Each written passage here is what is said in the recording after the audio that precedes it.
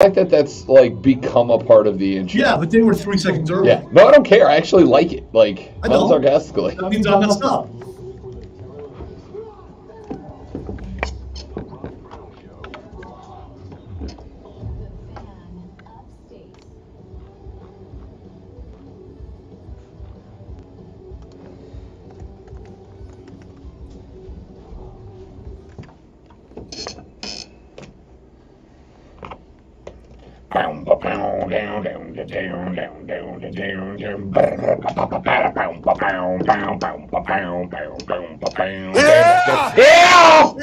Yeah! Ladies and gentlemen, it's Monday morning. It's time to ride. How we doing, y'all? The Rob Brown Show is back on the radio, and the natural order is restored, friends. Back into the Palatial Fan Upstairs Studios. As we are set. Yes, I know I botched it. Leave me alone. Leave me alone. It's the Upstute Studios. It's all right. Upstute. What a day, kids. What a day, what a day, what a day, what a day. DJ. Because we got college football week numero dos in the books. We have got NFL week 1 in the books, and everybody was happy except the Giants I stayed up last night. I was all excited. I'm like, you know what? We're about to cap a stellar week 1 off with a fantastic NFC. You know what they did? They Dish Network took the local channel for the local NBC affiliate off. So I could not watch that fun game last night. Sorry I missed it. Way to go. That was awesome. And it got there quick. Because the Giants are...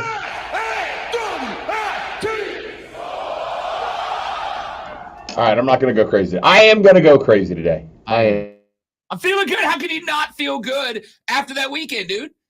Texas said, okay, Rob, I was wrong. South Carolina versus Furman was a squash match. And while I very much appreciate the use of the term squash match because wrestling is real life, I would also like to point out that not for a while. Yeah, not for a half, dudes.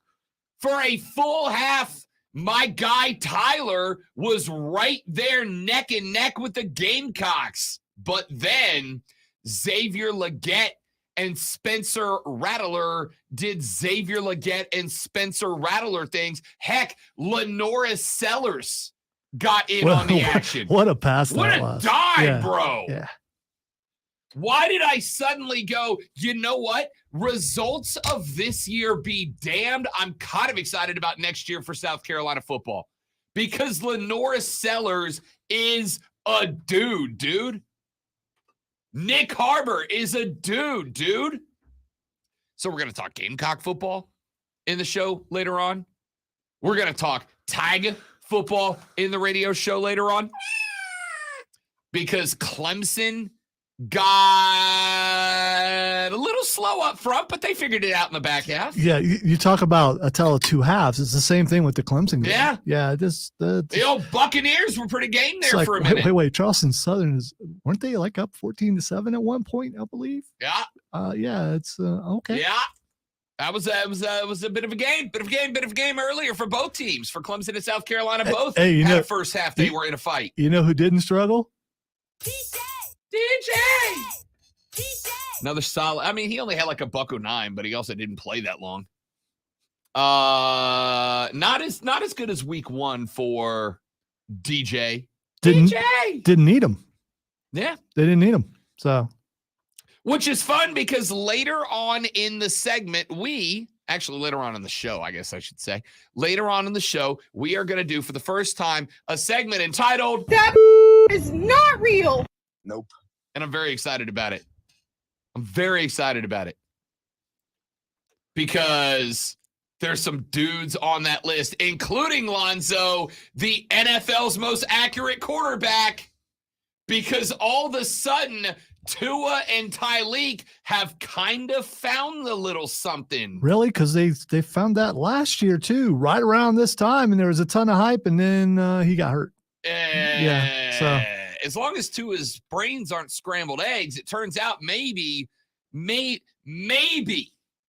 the Dolphins might be good. All of a sudden, maybe Josh Allen, and A-Rod of the football persuasion. You mean Josh? Maybe those two, Josh in the bush, instead of being in a duel, are now in a Mexican standoff with Tua out there, too. We got a little good, the bad, and the ugly scene going. Is that what a Mexican standoff looks like? Yeah, it's a duel, but with 3 people. You know what? You guys could see that on Facebook and YouTube and Twitch and the X. I think it's okay to use the X when it's a standoff. I don't know who the other. Oh, you're pointing at the camera. If you finger gun and the audience finger guns at their laptop, we would have a Josh Allen, Aaron Rodgers, Tua Tagovailoa situation going. Excuse me. Don't make me go into my boot barn voice and grab my hat, mister. Don't you point them guns at me. We're going to talk about that later on because we got a Monday Night Football game that I could not be more jacked about. I'm actually, I'm pretty excited about this game. I'm real excited. Yeah. It turns out, as somebody texted me the other day, football is awesome when it's not happening to your team like it was yesterday when I was having a full-fledged freaking panic attack by the fact that the Saints and the Titans were just throwing old garbage bags at each other the whole time. You won. Get over it. The game tonight's on the 4-letter, right? I believe that is correct. It sucks for people around here. Yup. Sure does. Sorry, Spectrum users. You are screwed again, dudes. Screwed again. Texas said, let me talk to you. Thank you, Rob and Lonzo, for the great shows each week. Helps me get through the workday. Yeah. You're welcome, Texter. It's literally what we get paid to do. You're very welcome. And other stuff too, but yeah. Texter says, my dude with the glasses, Sellers was a dude. He's huge with wheels and has a gun. My man rocking the rec specs. You understand how much I freaking love the rec specs? That's incredible. As somebody who can't see anything, I have had a problem with the last couple of years. I have had a problem, Zoe, because when I'm playing sports, which is not as much as I used to do, but when I'm playing sports, I got to go contact lenses. I have to. It's not an option. I got to go contacts because these big dumb glasses I wear, if I take an elbow to the face, I'm out my $19 pair of Zennies. He's had his glasses off in the office and said, I cannot even see your face. And it's like we're like 5 feet apart. Yeah, it's bad. I can basically see outside of like 6-7 feet. I can see shapes and colors and not a whole heck of a lot else. And so if I'm doing anything physical, I got to go to the contacts. The problem with the contacts is you get a little sweat in your eye, it gets up under that contact lens. You are done, bruh. Absolutely done. And the whole time I'm like, what do I do? What do I do? If I go out every now and then, I'll go out with a couple of the guys and we'll go throw a baseball around or we'll go kick the soccer ball around. And it's like, what do I do? I can't wear the glasses, but I can't get the sweat up under the contact lenses. And I'm going to tell you straight up right now, I am now way on board Team Rec Specs with my dog Lenoris. By the way, shout out to Nolan Ryan on the stream because it's good to good to have a celebrity. Would you look at that? Yeah. Texas and Carolina just started slow, but it was never in question. Spencer is a top 10 QB in the league right now. Spencer's a top 4 QB in college football right now. It looks stat-wise. Yeah. Even with the is loss, top 10 guy in college football. Yeah, even with a loss in there, because that L to North Carolina was way not on him. Way not on him. You're exactly right. Greatest fast baller of all time, Nolan Ryan, who's watching on the stream. By the way, you can do that too. Come to Facebook.com/TheFanUpstate, Twitter.com/TheFanUpstate. Go to YouTube and search and subscribe to The Fan Upstate, or go to Twitch and search and subscribe to The Rob Brown Show. All right, I got a lot of stuff I want to do. I want you to know, Lonzo, that I had such a great time last night with the footballs that not only did I put together a show outline, but it's like a long one. It's like I have so much. I want to start. It looks like a doctor's note with, but it's like the end of medicine where they're telling you all the things that are side effects. That's what it looks like from here. May cause what happened to that one guy on that airplane. All right. I have got a lot to get to. We all know what that was. Ugh. And we are going to start with this, ladies and gentlemen. Texas said, being a Clemson fan, Lonzo's DJ soundbite just makes me laugh. DJ! So good. We are going to start with this. It's a Manic Monday. because it was chaotic this weekend. I meant to go pull the soundbite. Just Yeah, I do wish it was Sunday because that's my fun day. I don't have to run day. Wish it was Sunday. Oh, yeah. Susanna. Oh, smoke show, dude. Smoke show. And I think it was like a month or so ago, we happened to look her up for some reason. And she's still a smoke show. Yeah, ain't nothing wrong with that. Not like kind of a smoke. Like, yeah, we should all be so lucky. All right. But here's what I want. Because I am feeling good today. We're in a zone, son. I am looking for your hottest take from the weekend. Ordinarily I am the anti-hot take machine. I do not like the hot takes, but I want them today. I want them all, and I want them on the show. I want them on the phone line at 844-326-3663. I want them on the text line, the carpros.com text line at 71307. Start your text with FAN, F-A-N, FAN, F-A-N, and we'll read them on the air. Or you can tweet them or X them or post them or threads them or deliver them in any digital medium you'd like to at The Rob Brown Show. Is it a hot take if you're spitting facts, though? It's getting hot in here. So hot. That's a new one. I just did that today. I feel pretty good about that. So I want your hot takes. I don't know. I maybe put some echo at the end or It's something. getting hot in here. So hot. Because it just cuts off. I know. It's just, okay. All right. That's on purpose. Okay. It's getting hot in here. So hot. I love it. So I'm looking for your hot takes today. I've got a few. It is Manic Monday. We're going to all overreact.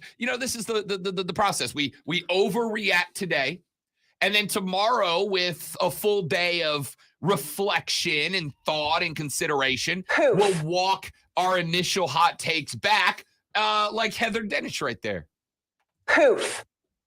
So, what's your hot take? Texas says, how about Texas hook 'em horns? Uh-oh. Nope. Uh-oh. Maybe the Longhorns have got a little something cooking. Lonzo, no, 15-yard flag. Stop it. Until next year. It's not 15 yards anymore after next year. This year it is. How about the Longhorns going up into Tuscaloosa and getting that dub, dude? All right. Hot take from me. Nick Saban has lost it. This is it. This will be his final season in college football. It's finally over. You could tell by just the demeanor on the sidelines, how downcast he was after this loss to the mighty Longhorns. It's getting hot in here. So hot. Nick Saban, gone. I'm not ready to go down that road as far. I will say this. So what level of hot take was that, though? I mean, because I don't know. I don't. 7.5. Okay, all right. 7.5. All You're right. not alone. Like, I think the 10 hot take is when you are alone. Could we just say no Cowboys fans, though? I got to tell you, I am fine. We're I think back, baby, yeah. I think I'm fine banning Cowboys talk from the show today. I really do. And it's not that I don't think they deserve to be talked about. They do. It's just that I know for a bleeping fact that ESPN is going to be so aroused today, exactly none of their commenters will be able to get up from behind the desk unless they get an FCC code. I don't know, man. They've cleaned the house to a degree that some of those people aren't there anymore. So, I mean, Stephen A is going to be in shambles today. The Cowboys. Oh no, will be he's talked he's about. gonna love it. You're right. He's breaking out the cowboy hat and the cigar for sure. The Cowboys will be talked about at length on literally every show except this one. So, respectfully, Dallas fans, I'm banning Cowboy talk from the show today. Just today. All right, just today. Because I know no matter where we go, when this show's over at noon, because I know everyone in the Upstate's tuned into this show, and I appreciate that. Thank you to all of you. When this show's over, no matter what channel you go to, you can be on the satellite radio or on the television. Wherever you go today, you click on a sports talk show, and they're going to be like, Jerry Jones did it, y'all. The boys are back. No. How do we know it was Jerry?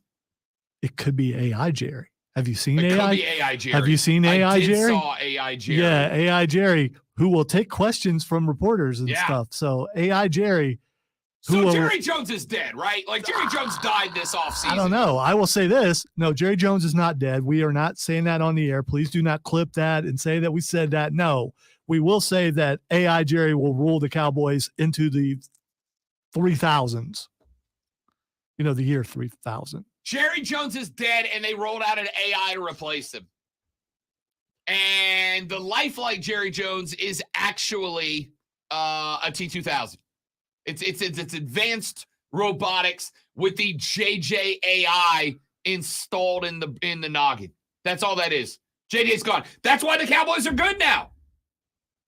JJ died. They put some AI in charge that started making correct decisions, and now the boys are back. So what they did is when they programmed the AI, they took it from when Jerry first took over the team. Yep. And Jimmy was coaching. Yep. And it's that guy. Like, so it's not this guy. It's Jerry circa whatever year that was. What if we upload 91 Jerry in here? What if we load 1991 Jerry that set us up to be a dynasty? Let's load that Jerry's intelligence into this. We'll put him on a computer screen in the day. We'll trot out a Boston Dynamics robot with Jerry skin on it at night, and the boys will be back. And it worked. Unbelievable. I think every once in a while, you know, the iPads that they're using on the sidelines that go over plays, just AI Jerry pops in there every once in a while and says, you know, you should run the ball. Texter said, sitting here absolutely nuking a gas station bathroom in the closest stall to the door as I learned on this show and bumping the Rob Brown show. Let's go.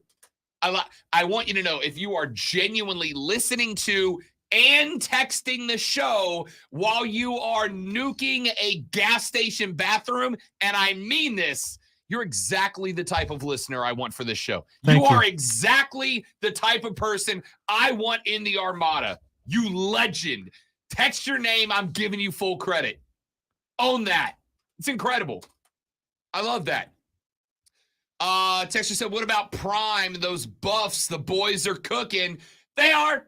Why am I going to be the only one that walks back the excitement on the buffs? Because they got Oregon coming up, and So what you're saying is if they were able to defeat Oregon, I'm then all on board. You're Colorado all the way. Okay. Yep. All right. Yep. If the Buffs knock the Ducks, I will be in the Buffs.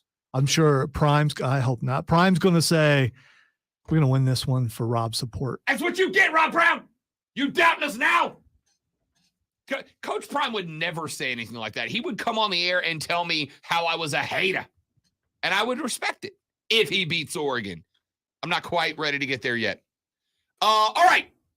Let's take a break. When we come back here in just a minute, I am going to give you the Robby rankings for the first time this year. The Robby rankings are power rankings. They are not a poll.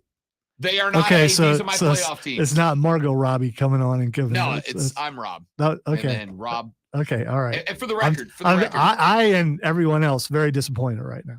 And for the record, it is not the ROBBY rankings. It's the ROBB rankings. The Rob B rankings. All right. Oh, like gangsta. There it is. Okay. There it is. So, ladies and gentlemen, on the carpros.com text line 71307. Start your text with fan. I'm excited. What do you want? I can't decide if it was. I think it was Porky Pig or Elmer Fudd. I don't know which one. Start your text with fan. I am looking for your hot take. It's getting hot in here. So hot. From the weekend. I want them on the text line. I want them on the phone line. I gotta calm down. What do you want? I'm jacked. I gotta calm down. The Rob Brown Show rolls on. It's the Fan Upstate. QC. All right, guys. Got a live read right here. Stay right there. We'll be right back.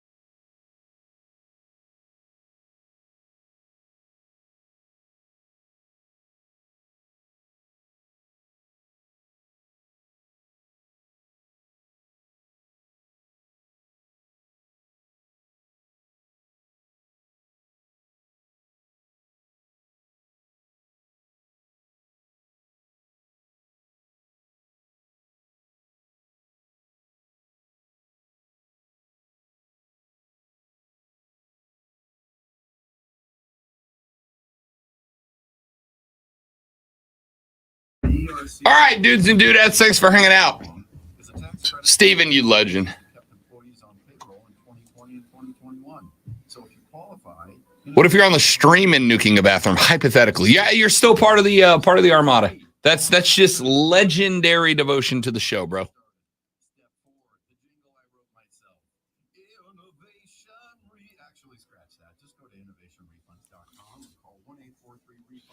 I've just got to say, if I were no longer doing this because of retirement, and I was waking up about now, I also would be doing the things that you guys are talking about while listening to this program. Because Lonzo's regular. Well, yeah, you know, ain't nothing wrong with that. The opposite's definitely a problem. On the road again. So, is he ever off the road? Willie Nelson? Yeah, No, I mean, he can't be on the road again because he's never left the road. right. It's just on the road. Yeah, exactly. I am currently on the road. I would say the song is a lie, but maybe it's nostalgic because maybe at the time he had an injury or something and was off the road. Maybe he was filming Barbarossa. Did you ever see Barbarossa? No. Willie Nelson was in it, and I think Gary Busey. Gary Busey. Now I will watch it. I think it was a Western too. Yes, they did. But that was the same team that put up 40 on North Carolina last year, and North Carolina's better this year. That was absolutely a testament, taking the heels to double OT. Incredible.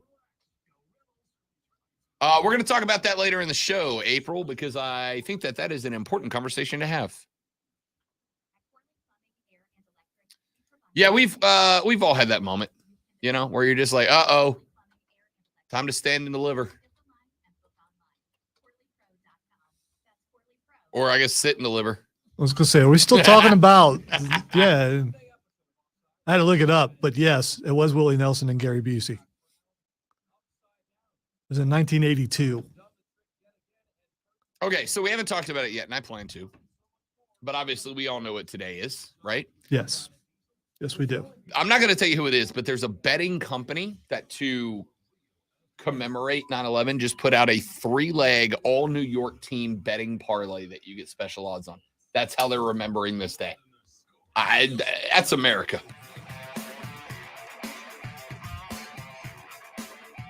Ladies and gentlemen, the Rob Brown Show is on your radio. It is the Fan of State. Let's take a look at the Robby Power Rankings. I want to stay before we get going. I'm still not sold on it. Just maybe after a couple weeks. What do you prefer it? No. Like the Robby rankings. It's the Robby good teams. What do we call this? I made it up literally 20 minutes before the show. So. I don't know. I just said I'm not sold. It doesn't mean in the end, it doesn't matter. I mean, big Lincoln Park fan. Yeah. I mean, I tried so hard and got so. Anyway, yeah. I will. You will sell me on it before football season is over. The Robby rankings have dropped. You know what it needs? It needs imaging. Maybe if it had imaging. Yeah. If it had some imaging. Yeah. All right. I got like 3 things I put together between last night and this morning that I was like, I'm going to put voice guy through his paces this Should week. we use Rob Bass on the Rob B? I don't hate that. Okay. I'm just asking. Maybe there's a Bobby Brown, my prerogative that could be worked in there somewhere because they are my rankings. Okay. All right. I don't know. It's spitballing. So, ladies and gentlemen, I want you to know that these rankings are made up by me using a list of qualifications that I used because they're mine, and you are welcome to disagree with them. I take into consideration a handful of things. I take into consideration wins over powder puffs. I take into consideration performance in those wins. I take into consideration home and away. And I do, to some degree, take into consideration history, right? Like where the team is, where the team was, where the team has come from, and where I think the team is going. And so you're going to have some spots where you're going to go, wait a minute, Rob, your logic doesn't match up. You said Team X is here because of this, but Team Y, you dropped down 2, but they did that one thing better. Yeah, well, there's other things that are considered, and they're all weighted differently. So with all of that being said, Let's take a look at the Robby rankings. I don't know. Do I go Robby or the Robby rankings? I don't know. We'll figure it out. Alonzo and I got to workshop in the Fortress of Nerditude after this. If you don't have confidence in it, how am I supposed to? Well, I could go either way, and I'm happy either way. The Robby rankings or the Robby rankings. I don't know. I'm up in the air. Either way, let's start. Now, ordinarily, this will be a top 10. All right? This will be a top 10 most of the time, but every now and then, I might go to 11 or 12 based on whether I get to 10 and I go, all right, but I really want to acknowledge these teams. So let's, ladies and gentlemen, start with the Oregon Ducks at number 12 on my top 10 list. Yes, I said what I said.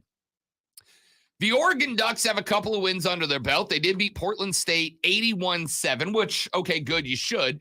But they didn't just powder puff beat down. They dropped 81 on their heads. And then last week, against a pretty game Texas Tech team. Now, a Texas Tech team that is, of course, 0-2 on the season because they also went up to Wyoming and lost to the Cowboys in Laramie. But a Texas Tech team that is 100% in a rebuilding mode. And I think that I just think that the Ducks right now might be the best team, not called USC, within the Pac-12. And we're going to talk about that. At number 11, I am putting, Lonzo, the Utah Utes. The Utes had themselves an absolute ball game this weekend. Of course, you go back. They beat a game Florida team in week 1, 24-11. Most of those points came very late in the game. They took on Baylor this weekend. That is a Baylor team that there was a lot of question marks about because Baylor also had themselves a tough start to the season. They lost at home against Texas State. So the Baylor win is another one that I think loses a little luster, much like Oregon's win this past weekend against Texas Tech, because the opposition is on its way up, but needs to be on its way up. And I think that is important. At number 9, Lonzo, this may be a disappointment to you, but I'm putting your Buckeyes of Ohio State down at number 9, and there's a reason why. 23-3 win in week 1 over Indiana, but they looked a little shaky in that win. Your top name wide receivers were not really involved in that game. Kyle McCord was kind of finding himself. The good news is you found him against Youngstown State. 35-7 a win this weekend. And Kyle McCord did look much better. 14 of 22, 58, 3 touchdown passes in that one. So a really good second game, but it was against a team. Isn't Youngstown State the Penguins? They are, and they let them score. It's a concern. Definitely a concern. Yeah, it's Youngstown State. I mean, it's the win you should have, but 35-7 is not what I'm looking for out of a top 5 team. At the beginning of the year, I'm like, I don't know why Ohio State's ranked so high because I do recall. Because quarterback, because I was not sure, and neither are they, it would seem. Yeah. Also because I'm an idiot, I skipped from 11 and 9 and waltzed right over number 10, which is, of course, the Volunteers of Tennessee. 49-13 winners over Virginia in week 1. Tony Elliott's squad at Virginia is not very good. I'm going to say this now. I don't think Tony Elliott's making out of this year. I think he's getting the pink slip before this season's over because I know there's a lot going on. Why did you just meow? Didn't Tony Elliott used to coach? Yeah, but he's not there anymore. You're just dropping him anyway. It's just a legacy now. No, it is. No, that's how most coaches who used to coach for Clemson do when they go somewhere else. Fair enough. Tony Elliott may not make it out of this season. Some of them like destroy Michigan to the point where it took them, like 20 years to come back from it.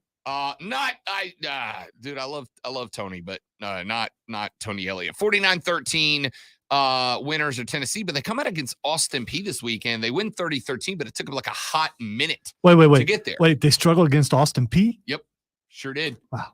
Sure did. So now the Gators of Florida will host the Volunteers this weekend. And if you're ready for an upset pick, y'all, I like Florida to upset Tennessee Saturday. Come on. Stick with me. Go on. Someone's paying you to do that. You're picking Florida to win any game this I'm year. picking Florida to cover the spread, and Okay, I would be not all right. shocked to see them win this game outright. And we'll talk about that when we get closer to the weekend. So I got the Volunteers at 10. I got the Buckeyes at 9. At number 8, give me the Huskies of Washington. I think the Huskies right now are a threat. In fact, I think the Huskies might be a little bit better than the Utes of Utah. 43-10 winners over Tulsa, 56-19 over Boise State. Now, Washington is this low because they really haven't played anybody that is wildly impressive, but they do have a young man at quarterback named Michael Penix Jr., 28 of 38, 409 and 3 touchdowns in this game. That kid's good. That kid's going to be neck and neck with Caleb Williams for the title of best passer in the Pac-12. Hey, by the way, a Pac-12 that's pretty damn good, y'all.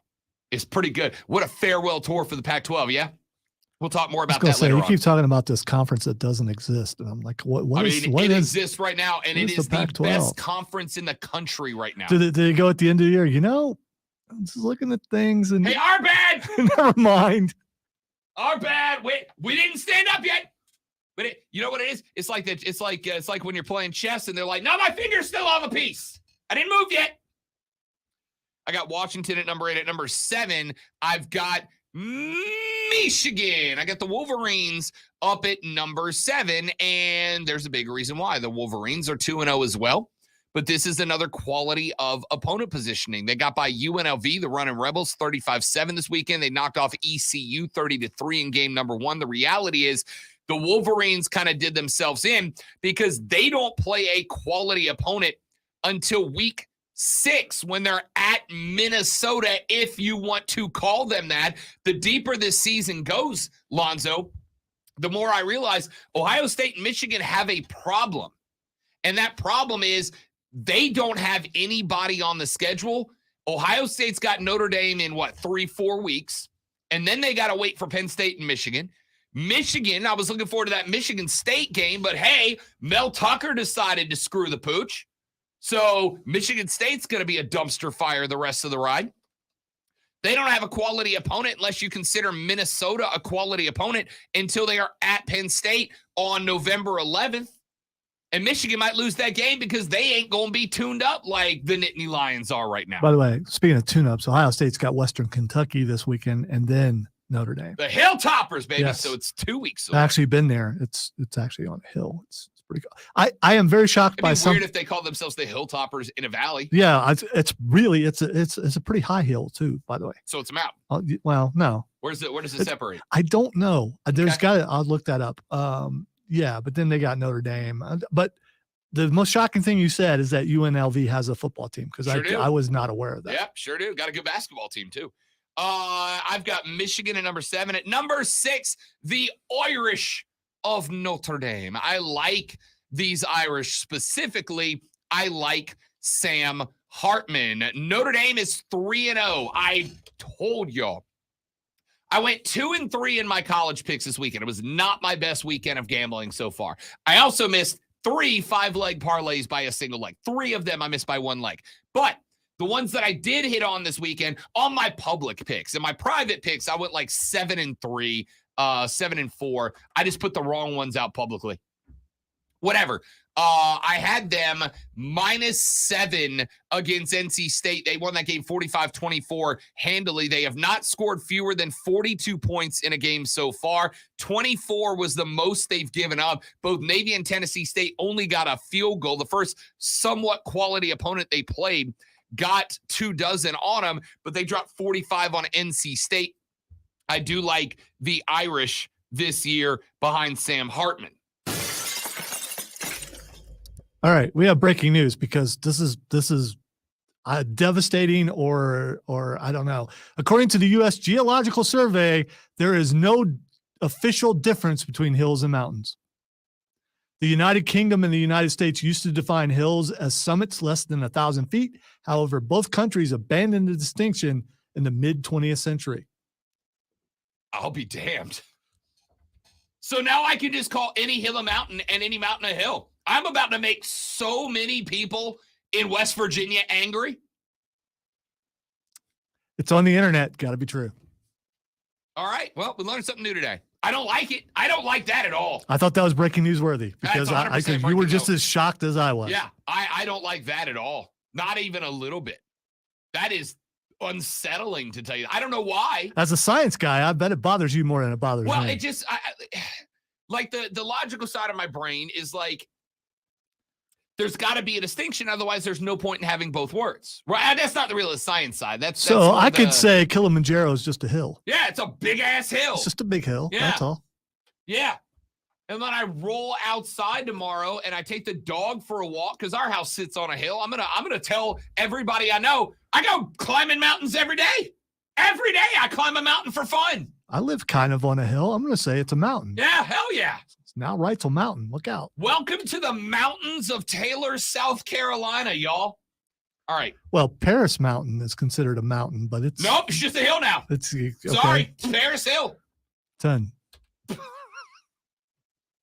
At number 5, ladies and gentlemen, I am going to take the Penn State Nittany Lions. I think right now they have done more than anybody else in that conference. Why? They took on West Virginia in game 1, 38-15 winners, and then they dropped 63 this weekend against Delaware, which is not all that impressive. It's just a better quality of opponent than what we have seen out of Michigan. Honestly, I could probably, actually, you know what? I am. Now that I've talked about it, I'm going to flip that. I'm going to make Notre Dame 5, and I'm going to put Penn State at 6. So 6, Penn State, 5, Notre Dame, top 4. I am starting, ladies and gentlemen, with Southern California IA. Southern California checking in at number 4. The SoCal Trojans put up 56 on San Jose State, 66 on Nevada, and 56 on Stanford, a game they won 56-10, and it freaking wasn't that close. Caleb and co. came out at HT because they were making the Cardinal look. They made the Cardinal look so bad, I half expected for the ACC to rescind their invite at halftime. Yeah, like I know we need the money, but not that bad. We don't need the money quite that bad. Sorry, Stanford. Good luck in the next realignment cycle. Caleb Williams is a dude. Dudes, it's not like we didn't already know that. He's got a Heisman. But it turns out he is continuing that campaign at number 3. How can I not put the Texas Longhorns inside the top 3? They went to Tuscaloosa. They beat Alabama 34-24. Lonzo, was there any point in that game you didn't feel like Texas was the better team? Nah, Quinn Ewers has awesome hair. So, you know. I went very Did you see the pictures of him in the locker room afterwards? It's great. Yeah. They're great. I went very publicly. I was on BetQL multiple times last week. I was on there Thursday night talking college football. They replayed that interview on Friday night. By the way, I got to tell you a story, Zoe. I got off the air at Burns on Friday. Well, at Greer for the Burns game. I got off the air. It was a Burns victory, right? It was a Burns victory, which we'll talk about later this week. I got off the air. Our dog Diesel was producing. I got off the air. I took the headsets down, but I did not disconnect the Comrex. Right? Because I had to go to the bathroom. It's a long game. So I get off and I put the headset down and I've got Lane and Sam in the box with me and they're talking to me and I'm kind of half paying attention to the Comrex. And then I just hear Diesel go, what? And I'm like, oh no. And I put on the headset and what do I hear? Me. I hear me talking about FSU. I hear me talking about Jaheim Bell and FSU. And I'm like, Diesel, what did you do? It's like, I didn't do anything. I'm like, what are you replaying? I'm not supposed to be on right now. He goes, it's not me. BetQL was rerunning an old interview of me on BetMGM tonight, very randomly, on their nationally syndicated Friday night show at like 10:15. And Diesel and I were panicking, like, what the hell are we doing? I thought it was funny as hell. I think it's funny, and I also understand his panic. Yeah. So it went like the Burns thing, because you know it's got that long dramatic, and then it just cuts out. And it cut out, and it was like, and that's why Jaheim Bell is going to be a monster in Tallahassee. And Diesel and I are both like, what is happening? I was waiting for the angry test from the boss. Like, why did you go rogue, dude? But I didn't. All right. I got Texas at number 3. They got a 37-10 victory over Rice back in week 1. Then they go to Tuscaloosa. And the reason that this victory is impressive is not just that it is over Nick Saban and Alabama. It's that it was on the road at Tuscaloosa. I honestly said Quinn Ewers is having a problem connecting on the deep ball. That was a massive issue last year for the Longhorns. And if you can't throw the deep ball, you are going to let the D linemen for Alabama feast. My dude, feed me more. Except for Quinn Ewers started dropping the deep ball. He went 24 of 38 for 349 and 3 touchdowns. The problem was Jalen Milroe, 14 of 27, 255, 2 touches, and 2 picks as well. Jalen Milroe turns out maybe not the guy, and you'll notice that Alabama is not in my top 12 after that L. At number 2, I've got FSU. Florida State went out against Southern Miss this weekend. They did exactly what they were supposed to do. 66-13. The garbage points made up the 13 against the backups for Southern Miss. You add that on top of a very impressive 45-24 demo job against LSU that frankly wasn't that close. You add Jordan Travis to all those other playmakers he's got. And by the way, against Southern Miss, that was with a lot of drops. Johnny Wilson dropped 3 or 4. Keon Coleman dropped a couple. Tough catches, but putting balls on the ground, and they still got to 66. Give me the Noles at number 2. And as weak sauce as this is, and I didn't want to do it, but I got to put the Georgia Bulldogs at number 1. 48-7 over UT Martin, 45-3 at Ball State. They're not being wildly flashy. They're not dropping 60s, but they don't have to. They're going out there. They're getting Carson Beck's numbers. They're getting the starters their time. They're trotting out the dudes, the twos in the second half, and they're doing more than enough right now. So until somebody knocks the dogs, I got to keep them in the top spot, my guys. So there are your Robby rankings. Oregon 12, Utah 11, Tennessee 10, Ohio State 9, Washington 8, Michigan 7, Penn State 6, Notre Dame 5, number 4 USC, number 3 Texas, number 2 Florida State, and number 1 Georgia. Who do I have high? Who do I have low? And who should go where? We're back after this on the Rob Brown Show on the Fan Upstate.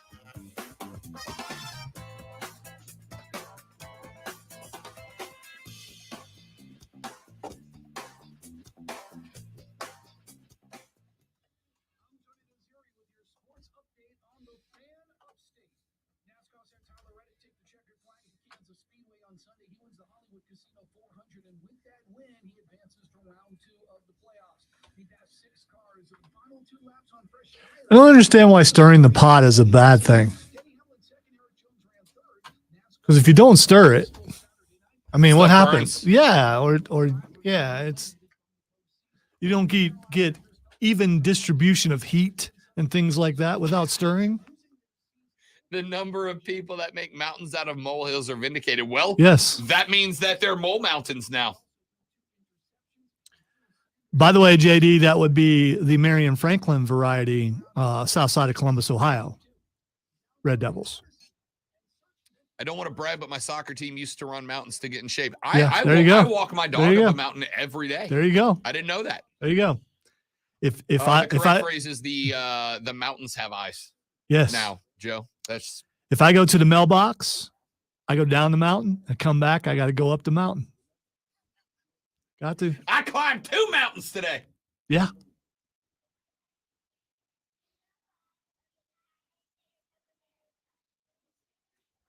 Yeah. Noted New York Giants fan Chris Lewis just texted and said, "Thank you so much for not doing a Cowboys segment. You're a good friend." No, JD, it's definitely not Clinton.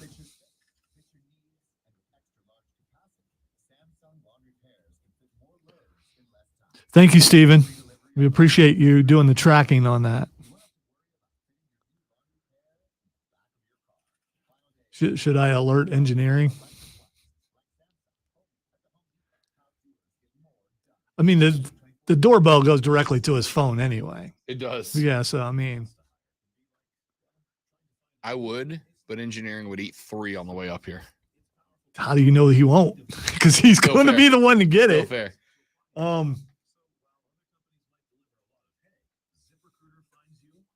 He's out there doing drug prevention. I don't know if you saw that where he barked. Oh, you weren't here. He didn't show you. Somebody just texted the other show and said Southern accents are phony nonsense.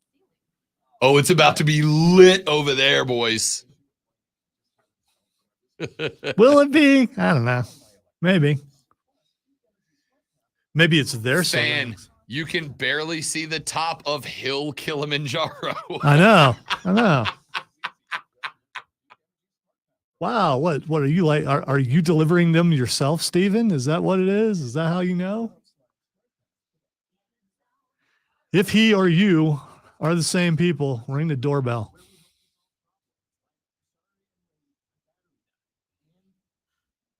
Unless Rob wants to run down there, you've got 2 minutes. Well, he said it was 3 minutes. No, he just said he's 940. No, you're not looking at the stream. No, I am. He said 940, 940. Oh, 947's the arrival time. I don't see anybody out there. Well, someone did park in a handicap. Could be. Wait. Hold up. Question for the audio engineer. Did I read it right? Discover automatically doubles. Texter said, is it? I just heard breaking news on the Rob Brown show that Jerry Jones is dead. No, you did not.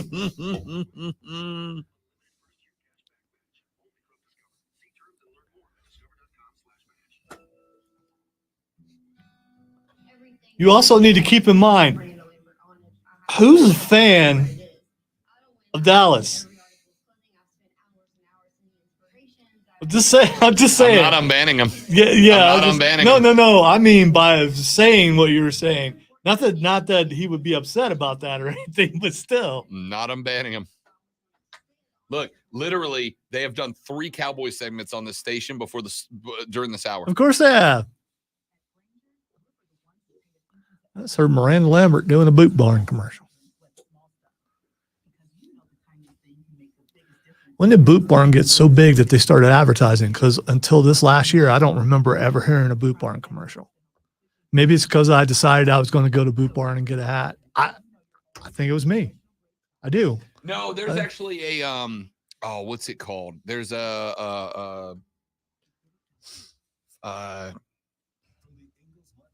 what it's called. One things, that does the thing that you do sometimes.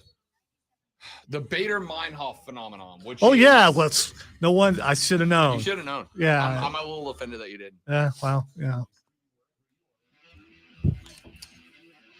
It's a form, Lonzo, of frequency illusion or recency bias, the Bader-Meinhof phenomenon, which is what we were talking about during the break because we talk philosophy when we're off the air. Is it like where you hear the same thing over and over so much that you don't hear it anymore? Nope. That's something different than that. It is. So the Bader-Meinhof principle is basically that when you learn about something for the first time, then you start noticing it everywhere and you're like, oh, you assume the frequency, right? So like you bought your car, right? Did you suddenly start noticing after you bought your car that there were a lot of your cars on the road? Quite a few, and same color, which is a concern because some of the ones with the color card frequent bad neighborhoods. Yep. And So got pulled over once because a cop thought I was somebody else. The point here is that the same number of those cars in that color were on the road before you got your car, but they were just when you didn't have your car, they were just another car. And now that you have your car, that car stands out to you. I bought my new car 2 months ago. Now I drive up and down the roads and I'm like, friggin' everybody bought one of these. But it turns out, no, everybody had bought one of those before I bought one. It's just that once I got mine, then it's not just another car on the road. That's my car that stands out. And that's basically what this is. Yeah, Keegan, there are that many Ford Pintos on the upstate. I just want to say that I took my driver's test in the Ford Pinto. So there you go. I got nothing. All right, here's what we're doing, ladies and gentlemen. I'm looking for your hottest hot take. I'm having a good mood today. We're in the zone, man. We had a football weekend. We have football Thursday night. We have football Friday night. We have football all day Saturday. We have football all day Sunday. We got football tonight, and it's all football that matters. Dudes and dudettes, welcome back. So I'm in a good mood. I'm in the zone, and I am looking for you. I want your hottest of hot take. I want your hottest takes. I want your overreactions. I want your knee-jerk reactions. I want to know what it was that jumped out at you. I am trying to make this show hot. It's getting hot in here. So hot. Hey, you want to go to break early so you can go down and get the donuts before they Yes, leave? I do. Coming All right, up in let's the do next that. hour of the show, we got to talk Gamecock football. We got to talk Clemson football, and we got to talk Carolina Panther football. Each team gets one segment in the next hour, and then in the last hour, it's all the football on the Rob Brown Show and the Fan Upstate. Let's go. It's getting hot in here. So hot. I'm going to get it. Bye. Yeah, you should get your keys. Yeah.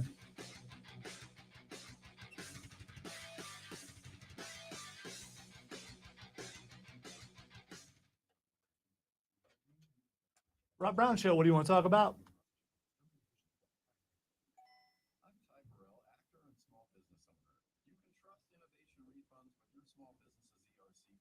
All right, you want to go in the air and say that? What's your name? All right, hang on, Gary.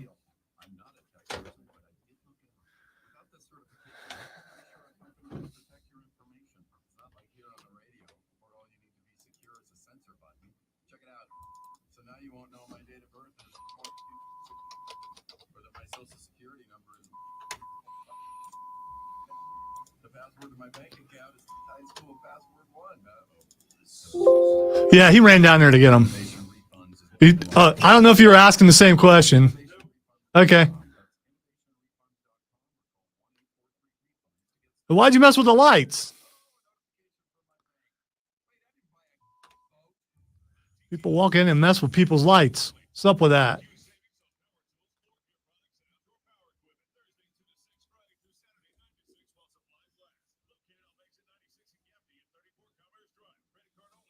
Rob ran down there. I think he made it in time.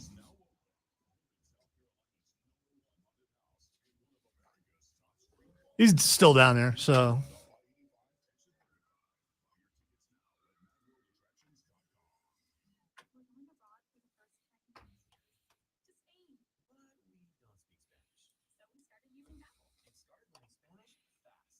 And now he's back.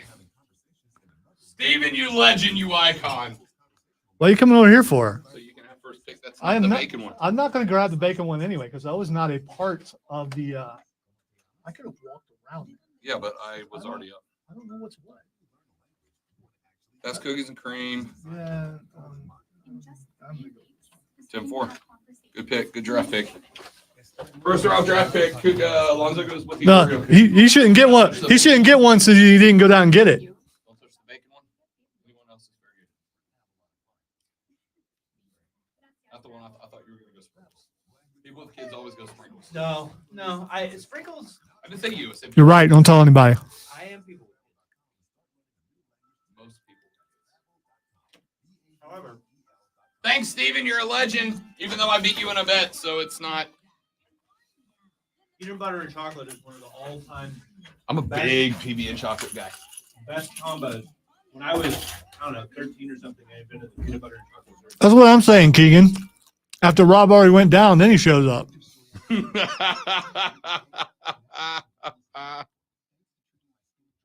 was busy. Mm-hmm. Sure. They were done. I went to break early so we could take care of We that. really did. Best candy bar in the game right now.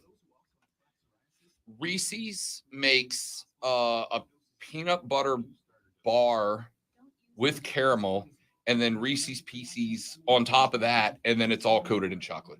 It is unbelievable. It's not Fast Break. It's is it Fast Break? Might be. I was going to say, I've had the fast break, and I remember it not being impressive. No, it's not the Fast Break.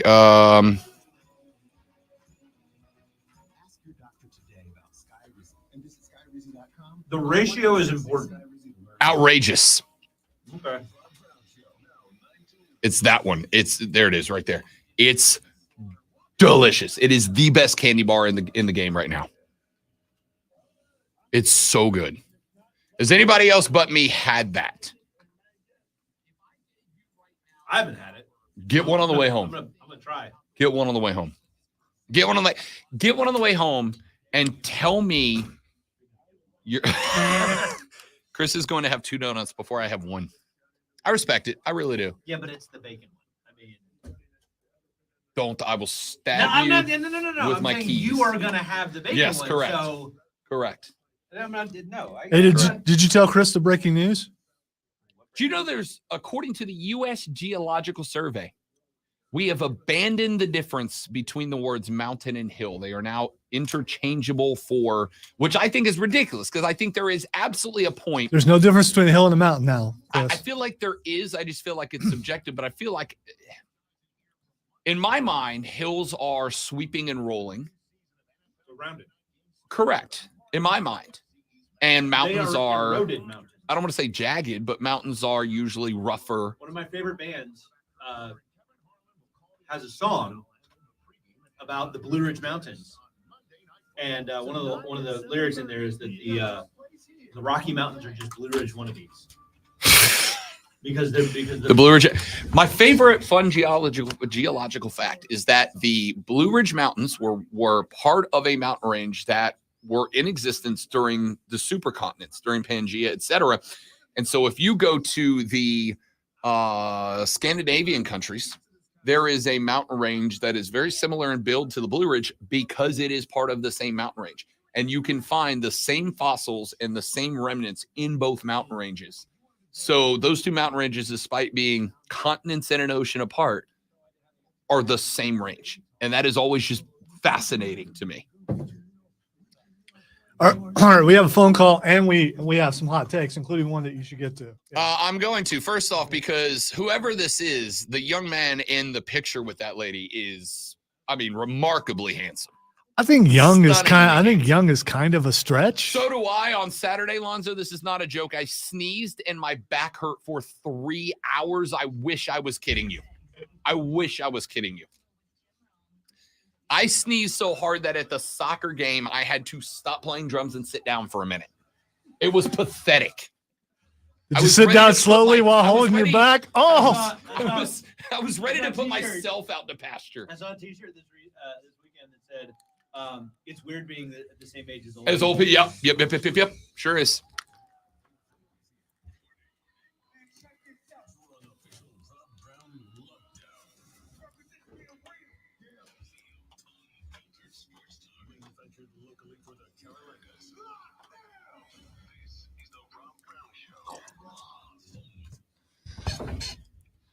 Funny that Captain America Chris Evans down the hall showed up for the first time in 2 weeks in the same segment that Steven's Donuts got here.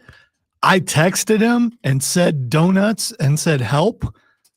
You just said donuts help? Let me find my exact. Because so it could be my fault. Donuts at door is what I said. Okay. I am going to steal something shamelessly from Twitter. Shamelessly, I'm going to steal this from Twitter. By the way, thanks, Steven. I'll be tasting sugar the rest of the day. Yes, thank you to Steven. You know what?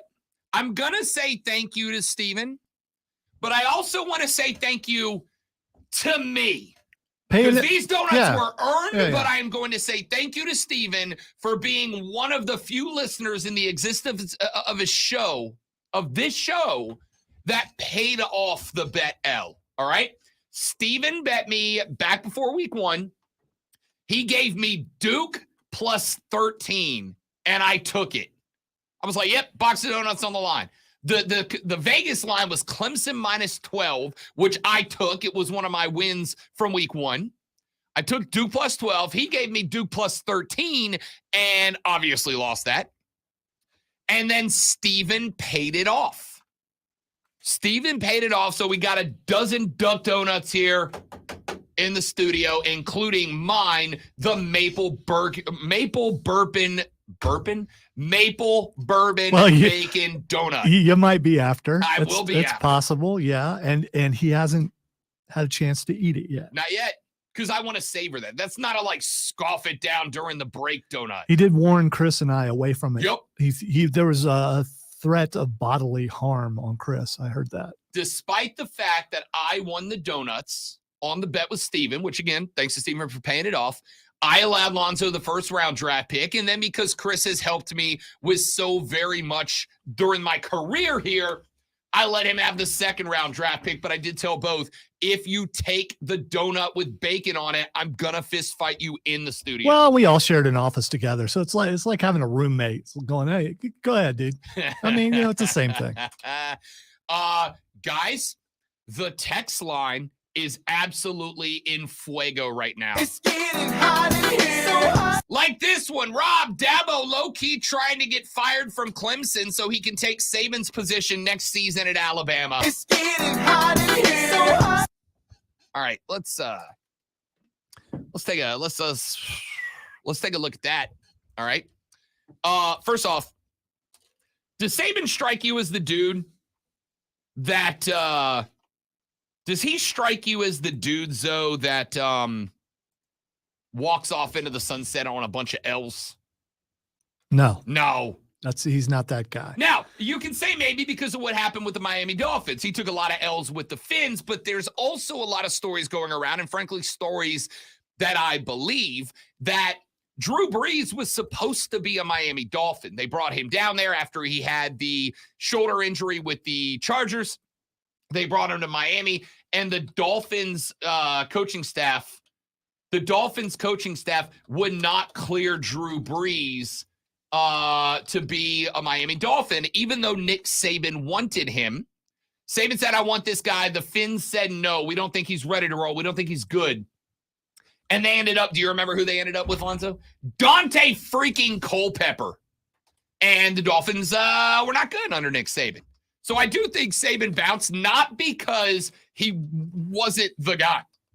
I think Saban bounced primarily because he thought whether or not it would have worked, I'm going to do it my way or no way at all. And the Fins went, well, then no way at all. And they just separated. He quit, but mutually for the most part. At Alabama, it ain't that way. At Alabama, Nick Saban could go, get rid of crimson, we wear blue now. And I feel like Alabama would do it. All right, cool, we're blue and white now. Any other color changes, coach? Yes, we wear green socks. You got it, coach. That's who Nick Saban is at Bama. And justifiably so, right? Understandably so. But I think there's something going on at Alabama post that loss to Texas this weekend. I want to go back to this offseason. There was a big conversation going on because you'll remember that the University of Alabama brought in a transfer quarterback named Tyler Buckner. They brought him in from Notre Dame. Tyler Buckner came over from Notre Dame. Why? Because Sam Hartman came in and took his job away from him. You're fired. Remind me to put that soundbite on the bed later. Gonna need that for Mel Tucker. We'll talk about that coming up in the show because another texter said, I want to hear your take on Mel Tucker. And I'll get to that. So, I think that Saban basically was trying to find a QB, which tells me he knew that Jalen Milroe ain't that guy. Now, we knew there was probably going to be a drop-off post Bryce Young. Turns out there was. It didn't look like it in week one, but it turns out there was a drop-off from Bryce Young to Jalen Milroe. And listen, Jalen Milroe is a heck of a football player. Scratch that. No, I'm not going to scratch that. He's a heck of a football player, but he's not a heck of a quarterback. He's a one-read and panic quarterback. And I think we can see that now. Go back and watch that Bama-Texas game and watch Jalen Milroe's head. My favorite thing to do when I'm breaking down quarterbacks, before you watch anything else, watch the head. If you see a quarterback take a snap, look in a direction, and then that head never moves again, that's not a good quarterback, all right? Unless it is just a one-read play. And there are some teams that have one-read plays. A lot of them are RPOs. But even with an RPO, it starts with what? Run. In order to diagnose if you're going run or pass, you've got to look at the front of the line, which means it's read the D-line, then pull and look to your first option. Go back and watch that game against Texas. Jalen Milroe's a one-read quarterback. Alabama's in trouble now. Now, does this mean this is the end of Nick Saban? Hell no, it does not. It absolutely does not. There are two things wrong with this team. Number one, their offensive line. Number two, their quarterback. But see, much like some other schools we've talked about, the good news is it's very fixable. It's very fixable. You're Alabama. Get a quarterback, get offensive lineman. It's what you do, right?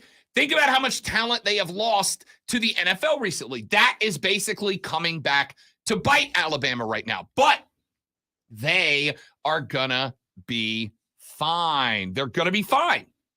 So relax. I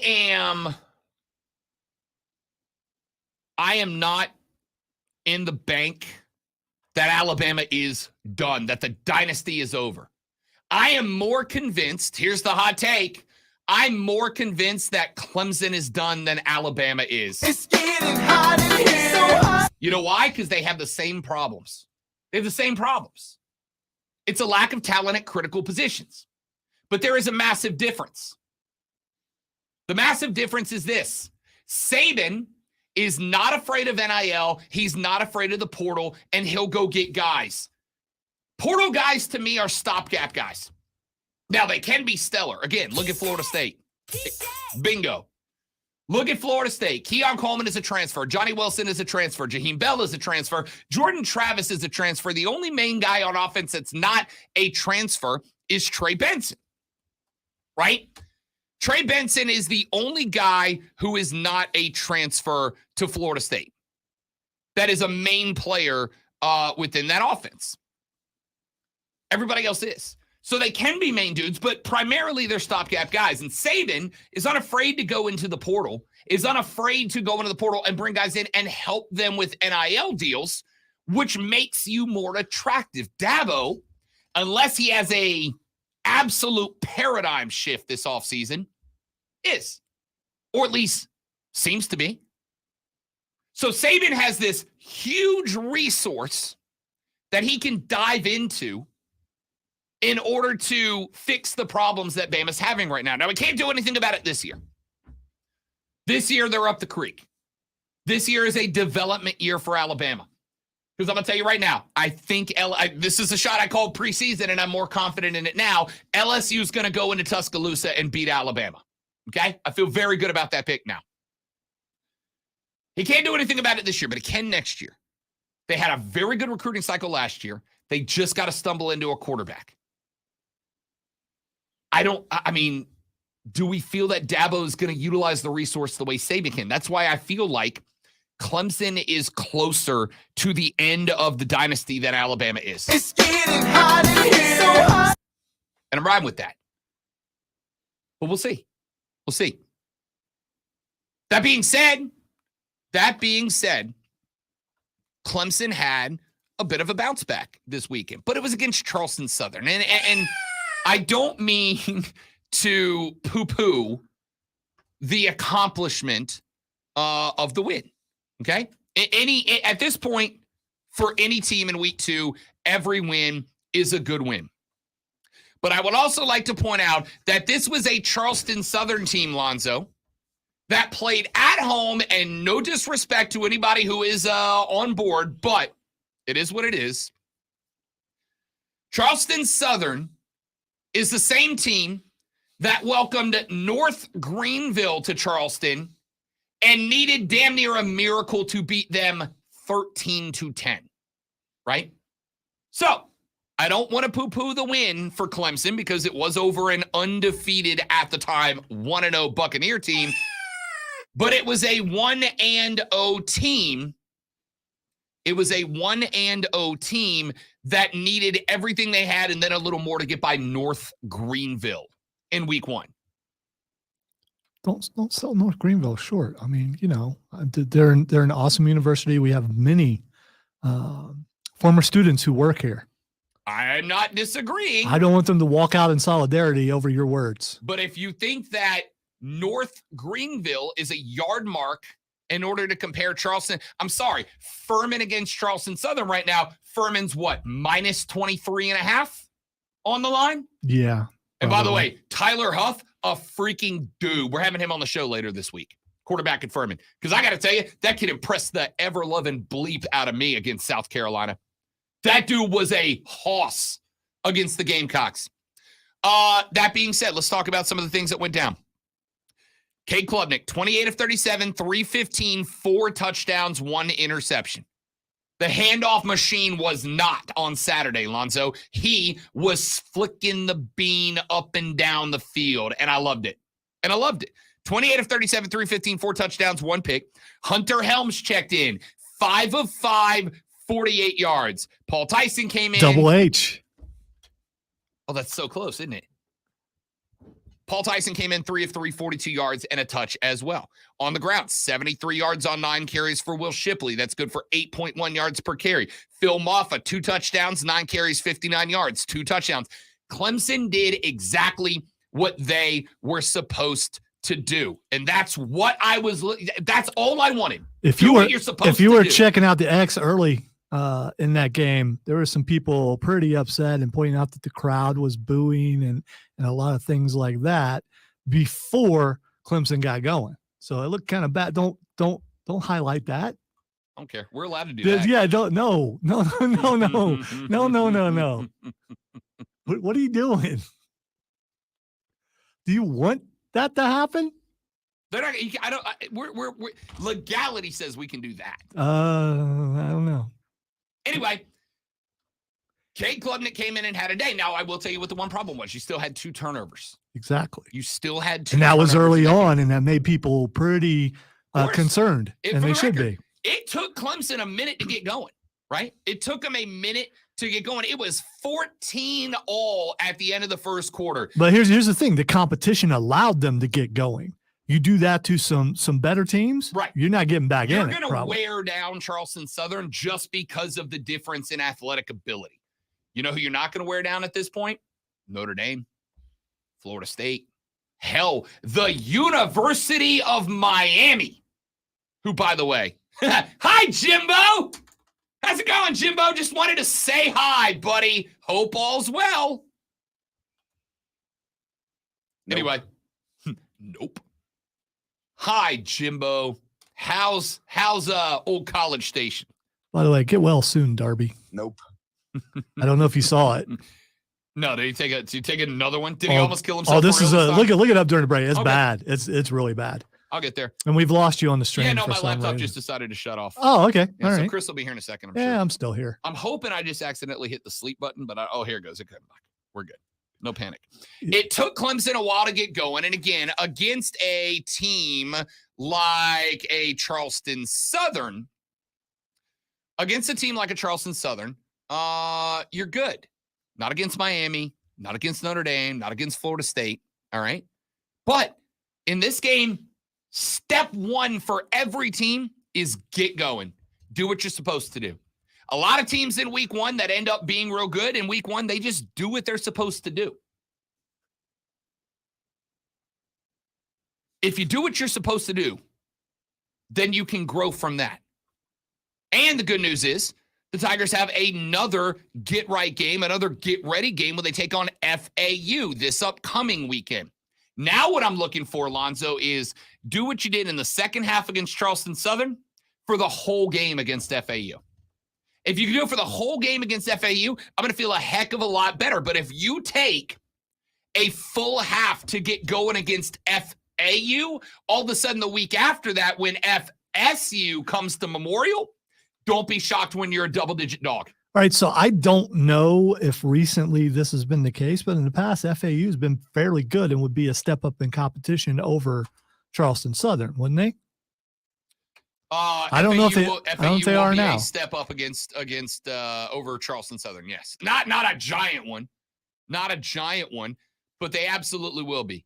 FAU did beat Monmouth 42-20 in week 1, but they did lose to Ohio in week 2, 17-10.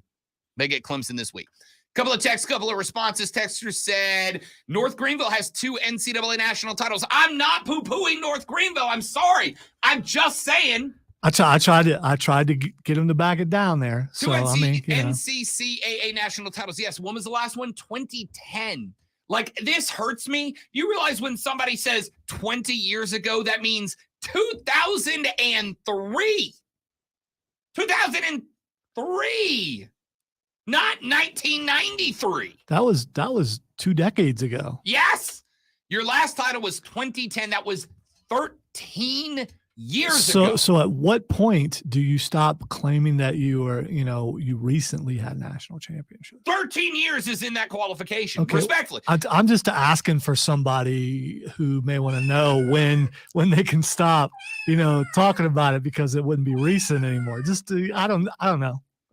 Texter said, as a Clemson fan, we are known for being a team that scores early and holds the lead. These slow starts will not help us down the road against Florida State. Let Riley cook. That is my number one takeaway. Stop with every play being a draw or a screen. You've got to open up the offense and do it. Now, I know that you are afraid that you don't have the wide receiver talent to cook, but here's the thing. The draws and the screens ain't getting it done. So if those aren't getting it done, why not get it done with something that's different and just see if it maybe possibly works? You can't tell me that Bo Collins can't break out if you're not throwing the ball down the field, and you just had a QB, again, against Charleston Southern, but a QB who threatened the 400-yard mark. Well, past the 300-yard mark. He was at 315. Let's not say threatened 400, but 315. Why not take a few big shots? Because if you want to beat FSU, you're going to have to. Hey, you not know what the Clemson way is. That ain't how we do things around here, fella. Fine. Be 2-1 with an ACC loss when FSU comes to town based on what they're doing right now. That's on you if that's what you want to do. Then I'm good with it. It's your world. I'm just here. Texas said Georgia took a minute too. I'm not disagreeing. But you'll also notice Rob didn't pick Georgia to win the SEC this year. I'm gonna say, wait. Are you putting Clemson and Georgia and the texture in the same? I'm fine same caliber. I am fine with you, do. I'm fine maybe in years past, but not now. In the context of this conversation, I'm fine if you do. It did take Georgia a minute to get going against Ball State. It absolutely did. And they did not drop as many on Ball State as you dropped on Charleston Southern. There's something to be said for that. But the difference is, does Georgia feel like they're in an emergency right now? Does Georgia feel like their back's against the wall right now? No. Georgia is the number 1 team in the country in the AP poll. You know what that means? As long as Georgia doesn't lose, or at least doesn't lose until the SEC championship game, Georgia's going to the playoff. Their back isn't against the wall. Yours was. There's no emergency. There's no panic in Athens. There is in Clemson, because you can't lose again. Even if you don't lose again, there's still a chance you don't get in. There's still a very good chance that Clemson goes undefeated the rest of the way and does not get in. So it is an emergency in Clemson right now if the playoffs are the goal. And if you say the playoffs are not the goal, you have moved the goalpost from the preseason. Because when I asked preseason, hey, what's the goal for Clemson? What's the mark that we say successful or unsuccessful? The overwhelming majority of the responses that I got were playoffs or bust. So don't move the goalpost. Don't change it. Oh, Rob, I'll be happy if we get to the ACC championship game. Really? Because that's not what you were saying in the preseason. In the preseason, it was playoffs or bust. So even if you went out, there's still a chance you don't get in, which means if the goal is playoff or bust, and it should be, or else, again, you've moved the goalpost, there is an emergency in Clemson. There's not one in Athens. Not only is there not one, if Georgia loses a game, assuming it's to Alabama or LSU or whatever, they've still got an inside track on you. And that's why there's an emergency at Clemson. Let's take a break. When we come back here, oh yeah, by the way. It's getting hot in here. Okay, I need to do it again. Let's take a break. When we come back here in just a minute right now. From right now. Words are hard. What do you want? I'm excited. We'll talk South Carolina. The Gamecocks got one at the house against Furman, which, again, quality team. Not ACC, not SEC quality, but quality. However, it took them the entire first half to get rolling, too. So what does that say about where Shane's boys are? I'll give you some notes from their game film when we come back. The Rob Brown Show's on your radio. It's the Fan Upstate. Cables. All right, guys, I got a live read, and we will be right back. Don't go anywhere.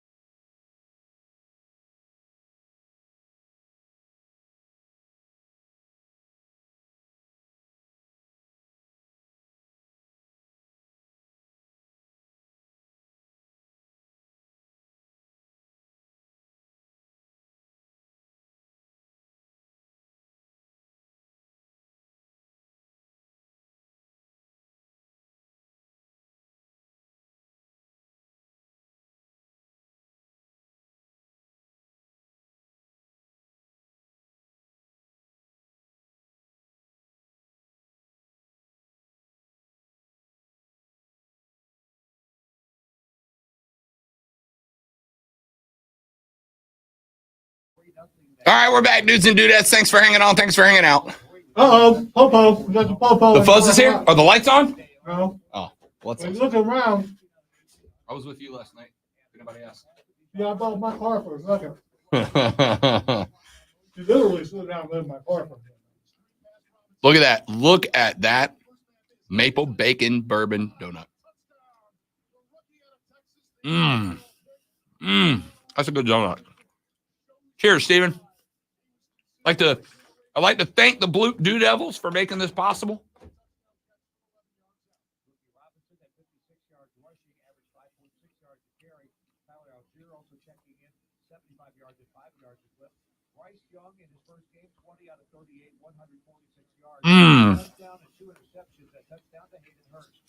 Victory donuts are the best donuts, y'all.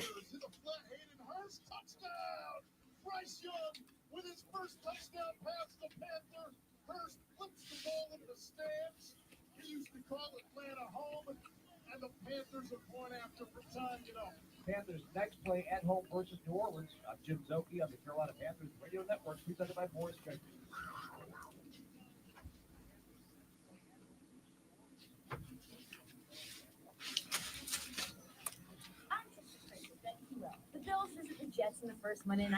And just further proof. that everything is bacon. It's bacon. Everything is better with bacon. Aaron Rodgers and Dalvin Cook, and the Jets should blow past that number. Take the Jets team total because this team is going to score points. I'm Tristan Crick, helping you beat the books and bet smarter with BetQL. Download the BetMGM app today. For the ones who work hard to ensure their crew can always go the extra mile, and the ones who get in early so everyone can go home on time, there's Grainger, offering professional-grade supplies backed by product experts, so you can quickly and easily find what you need. Plus, you can count on access to a committed team ready to go the extra mile for you. Call, click Grainger.com, or just stop by. Grainger, for the ones who get it done. Come on. Can't get out of the car because your park's so close. Primetime Sunday Night Football kicks off with a Week 1 NFC East battle. When Pull back out. You're You're bang the mess out of the car. Jones and the Giants. You did not. Way to go. Skinny fellow. Lands on air and on the free line. Join us for all the action on Sunday Night Football. If that's skinny, you got to turn sideways to get between cars. You park too close. I didn't ask to be thrown in the streets with nowhere to go. I didn't think I'd survive. But I did ask for help, and Covenant House was there for me. 1 in 10 young adults will They can burn experience a fest in the form next of break. homelessness this Excellent. year. Kids who didn't ask to be put in this unthinkable situation, Covenant House is there. Covenant House helped me Actually, break the bourbon and cycle of bacon, but I'm homelessness going bacon in my first. family. They gave me the love that I needed. Over 2,000 young people will sleep safely in a Covenant House bed tonight. When youth who are experiencing homelessness have a hot meal, a safe place to sleep, medical care, and love, they can overcome heartbreaking challenges and have a brighter future. They just really genuinely just wanted to help me succeed, and I'm succeeding. I'm a speaker, I'm an author. Covenant House really helped me and really helped mold me into the woman I am today. If you Out of respect for the future, Mrs. Brown, I will not be betting Rob anymore until after his wedding so he may fit in his tux. Stephen, that's respectable. I want you to know, since these donuts arrived, in my head, I have been going, one donut, fatty, one donut, one donut. I ate my one. I'm happy with my one. This weekend, you know what we went and found? Good man, Lonzo. Good man. This weekend, good man. The lady friend and I found Greek yogurt popsicles, and I hated them when she brought them home. I'm like, no, I don't want that. That's not ice cream. And then I have one. They're pretty good, and they're like 75 sugar-free calories per popsicle. That's cool.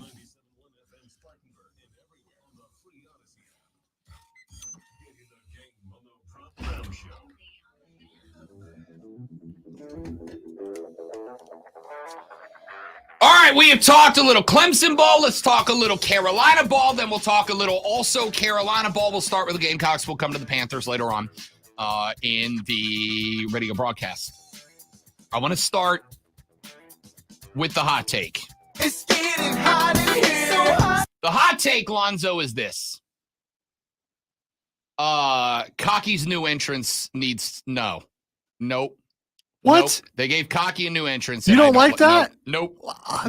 Let me tell you, there is one thing. He didn't know where he was going to show up, and he Yes, comes I out did. of the. Yes, I did. Because No. he was on the train when it came out. Then he got off the engine, walked into the caboose, and then came All right, out. I didn't see that part. I just saw the. Why would yeah. he be in the engine, then go get into the caboose, to then come out of the caboose? Sorry, the cockaboose.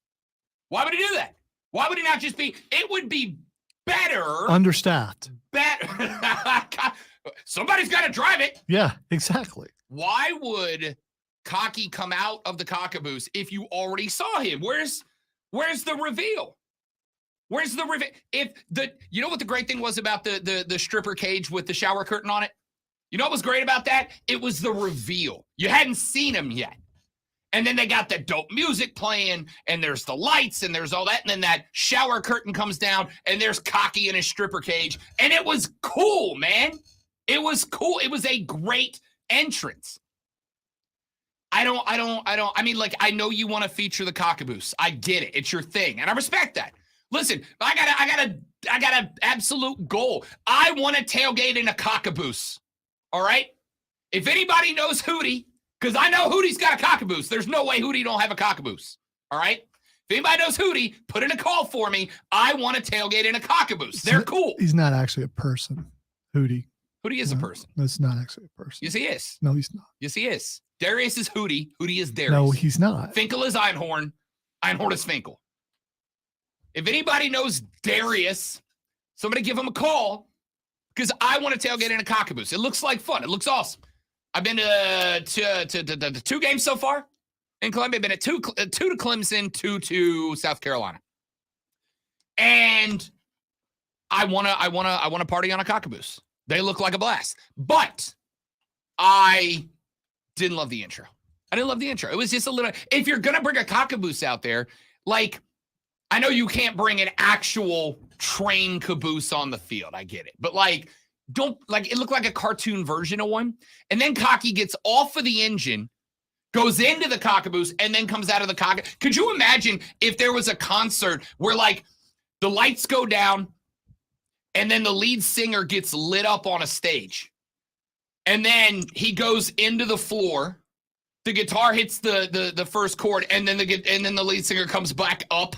You're like, I already saw you. That's not how reveals work, man. All right. The reveal in the cage with the curtain was great because it was a reveal and there was hype around that moment. There's no reveal here.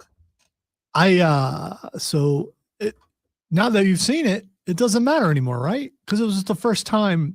So you missed it. The first time. So now you shouldn't care, right?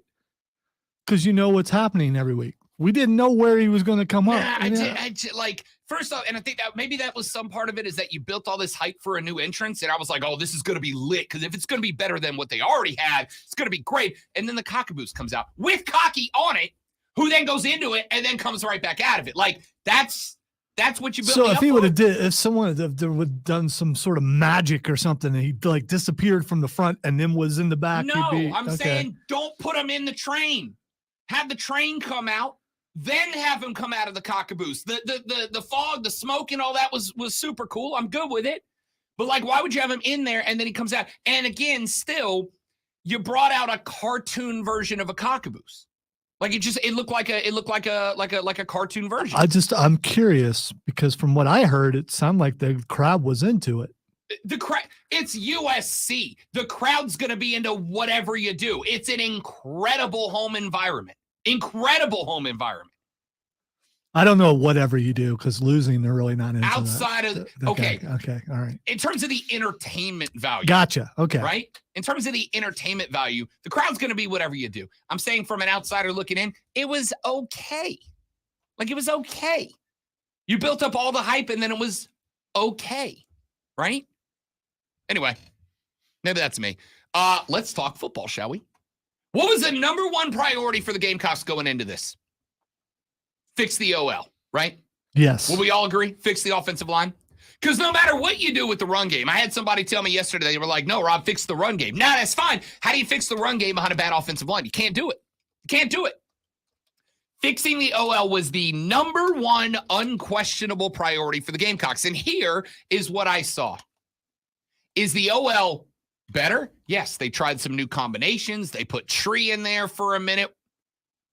There were some good changes on the offensive line that I saw, without a doubt. But here's what I appreciate the most. What I appreciate the most was they changed the scheme. They went, all right, what we were trying to do against North Carolina didn't work. We gave up 7 sacks against North Carolina. Didn't work. You gave up half of North Carolina's season-long sack total in one game last week. That didn't work. The announcers kept harping on it. They said, when we talked to the offensive linemen this week, they said they took it personally. Good. And I was like, good. Yeah, I mean, they should. They sucked. What do you want? Right? They sucked. It is what it is. So what did I see in this game? They changed the schemes. The first thing I saw was they went with a lot of quick passes. Not all screens. They went slants, dumps to the running back, tight end seams. I loved it. That catch in the red zone they had from Trey Knox was a perfectly executed play. They ran the counter the other way. They faked it to the running back. It brought the backside linebacker over, and Trey Knox just ran in behind him, and Spencer Rattler hit him. Go. It was great. It was beautiful. A lot of quick passes. What does a quick pass do? Number one, it takes the linebacker out, right? Takes the linebackers out. It makes them play honest in the run game. They cannot just play downhill anymore because if they overrun and they get caught on a tight end seam or a wide receiver slant, it opens the field up for Spencer Rattler, who, by the way, even with being behind that offensive line in week one, statistically is one of the best 3 quarterbacks in America right now, right? Dude is playing out of his skull, and I love to see it. So they went with a lot of quick hits, a lot of slants, a lot of insides, a lot of seam quick deliveries, a lot of dump outs to the running back. Forces A, the linebackers to stay honest. B, it makes the defensive ends play at home. They can't just bull rush the tackle and get pushed to the inside because they're dumping running backs out. And if that running back crosses your face on a route and you don't at least check him, you're putting either your cornerback or your linebacker on an island out there against the running back. And while South Carolina doesn't have the best running backfield in America, you still got to trust that Dak Joyner can break one tackle if he's one-on-one. So the quick passes I liked a lot. The second thing I liked is on the actual designed rollouts, etc., on the drop back passes, something else I very much like. The Gamecock offensive line, Lonzo, was blocking directionally. They were shifting the pocket to the right. And either that allowed Spencer to roll with the pocket so that Spencer's speed is being added, right? Because if you just develop a pocket and the quarterback takes a 5-step drop and then he stands in the pocket, you've taken his speed, his legs out of the equation. Now it's the blocking skills of the offensive line versus the pass rush skills of the defensive lineman and the speed of the linebacker. But I can level out that equation by rotating the pocket, by shifting the pocket left and right.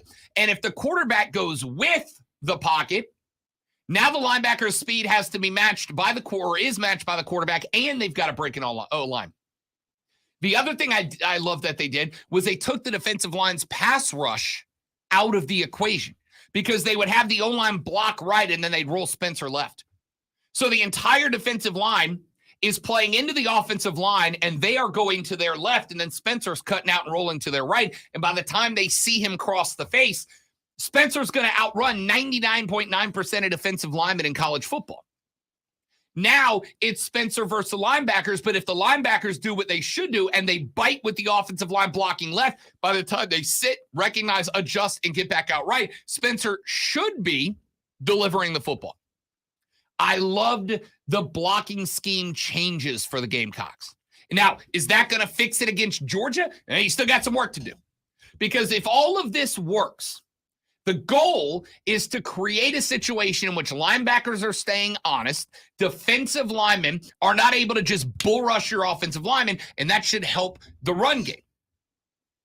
You're going to have to do that against Georgia.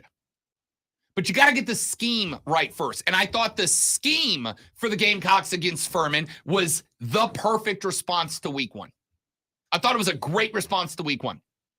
Clemson had a great response to week one. What did they do? Took them a half to get rolling, but they opened up the offense a little bit. Not as much as I'd like. Not as much as I think they can. But they did open it up, and that's the perfect response. The perfect response for Carolina was, okay, based on what we have, based on the talent we've got right now, based on the players, the personnel we have on the field, what's the best way to take advantage of these people? And the answer in this situation was we've got to move left and right. We cannot win bull rushes. I'm going to tell you right now, South Carolina cannot win on a bull rush offensive line against Georgia. You cannot do it. And don't take that the wrong way. You know what other team can't beat Georgia in a competition of strength up front? Anybody, just about. There may be one or two offensive linemen in America that could stalemate Georgia. I don't think there's any that could beat them, even without Jalen Carter. So how do you prevent them from just working you with the offensive line? By moving the offensive line. We are going to roll. We're going to shift the offensive line blocks to the right. When you pass block, I want you to pass block right. And then either Spencer can roll with you, and we can have a moving pocket down the line, laterally down the line, which lets Spencer's legs come into the equation, or we can roll him against the grain in which case it's not going to buy him forever, but it will buy him the amount of time it takes for the linebackers to get from 4 yards deep, a change of direction and speed to him, to when they get there. He's got that much time to throw the ball. And some of the offensive linemen stepped up. Now, we do need to worry about the injury to Amarion Brown. You're not going to, by the way, Juice Wells can't be 100%. He can't be. If he's 100% and he's not involved in the offense, that's a massive problem to me. He's got to be more involved, or you've got to tell me that he's banged up. Because the lack of involvement from a guy who is supposed to be your number one. And by the way, Xavier Legette's a dude. Xavier Legette. That is not real. An absolute guy. Leads the nation in receiving yards right now. Xavier Legette is a dude. 118 yards on 6 snags. And by the way, played, what, a half and a drive maybe? A half and 2 drives, something like that? Rattler, 25 of 27, 345, 3 touchdowns. Hey, Lonzo, 25 of 27, 345, 3 touchdowns. Oh, and by the way, he played 1 half. Did you see the video of him getting the game ball? I did not. Oh, you need to look at it. Okay. Yeah, you don't even need sound. You don't. Good enough for me. Because he does something twice that some people might consider cocky, but if you're doing what he's doing, you can do what he does in the video. Tough to say no. Spence, by the way, also rushed for a touchdown in that game. 345, 25 of 27, 3 touchdowns, 1 on the ground. That's a number, man, for a guy who played in 1 half. In 1 half. So you're not convincing me Juice Wells is 100%. I just can't be. He can't be. He had 1 snag for 5 yards in that game. That's not good enough. I'll tell you who you do need to lean on. Xavier Legette. And I better see Nick Harbor getting more involved. Nick Harbor and Omega Blake. Anytime Carolina's in the red zone, I better see 3 footballs thrown in those guys. I better see 3 thrown at those guys. And a lot of Trey Knox down the middle. Like I said, that seam pass to Trey Knox, that needs to be a mainstay in the Gamecock offense. Georgia opened as 26.5-point favorites over South Carolina. I would have liked that number more at like 23.5. I don't have a play on that yet. Let's take a break. I am looking for your hot takes. It's getting hot in here. So hot. So send them to me, 71307 on the carpros.com text line, or give us a buzz, 844-326-3663. We got a lot of text. We will bump through some of them when we come back on the Rob Brown Show with the Fan Upstate. Urban. All right, guys, another live read. Stay right there. We'll be right back.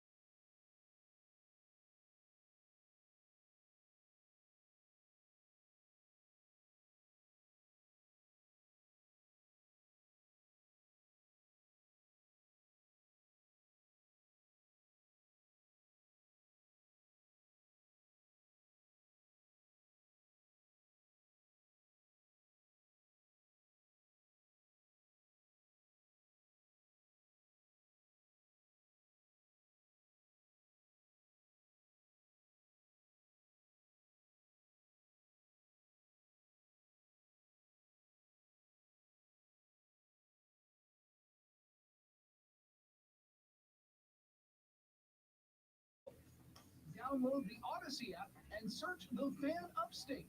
Then listen anywhere on your phone. I'm Tony Desiri, and match your sports flash on The Fan Upstate. Hey, Mike, I like the lights. Oh, hey, Tony. Yeah, they're energy efficient and saving the business a ton on electric bills. Anytime. Warehouse too. I told you last Sunday that we got us a quarterback, fellas. Oh, was that on the air? Oh, sorry. That's my bad. I got to break the habit. My bad. It's Shane, though, so that's good. How long was he doing that? Just He now? like 3 words. Okay. All right. Yeah. All right.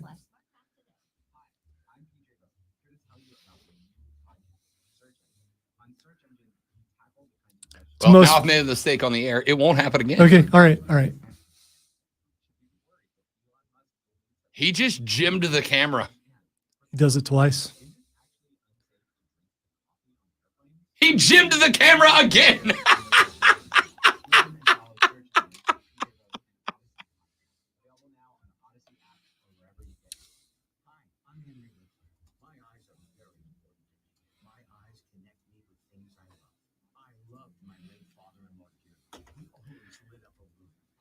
Yeah, I saw that. I was like, oh, okay.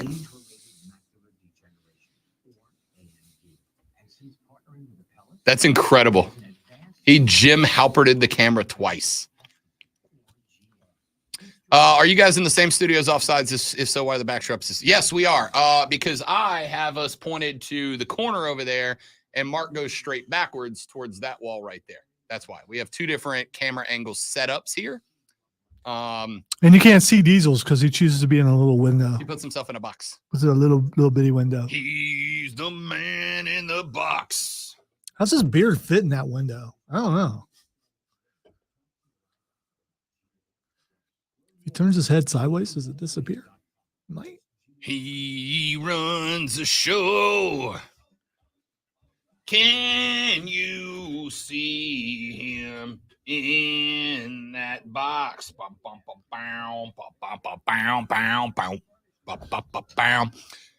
When is this wedding? Did I miss it? No, you did not miss it, Luke. It's next year. It's at the end of next year. It is actually, I think I've said it now.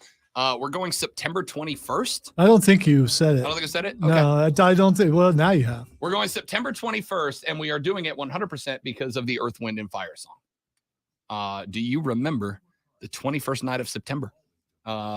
It's going to be great. Sure they don't say 23rd? Yes, I'm 100% sure they say the You 21st night of positive? September. I thought it was 23. Nope. I don't even need to look it up.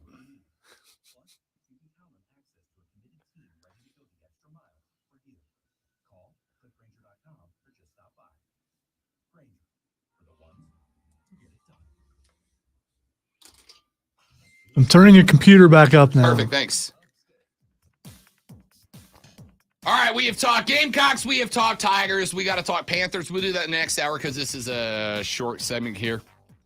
Dan, the superfan man, says he's got a hot take. It's getting hot in here. So hot. He said, I say this every year, stop inviting App State as a cupcake win on your schedule. They have upset too many ranked teams and almost did it again to UNC. They are not a cupcake. They are a birthday cake with a burly male stripper inside. From Dan, the superfan man.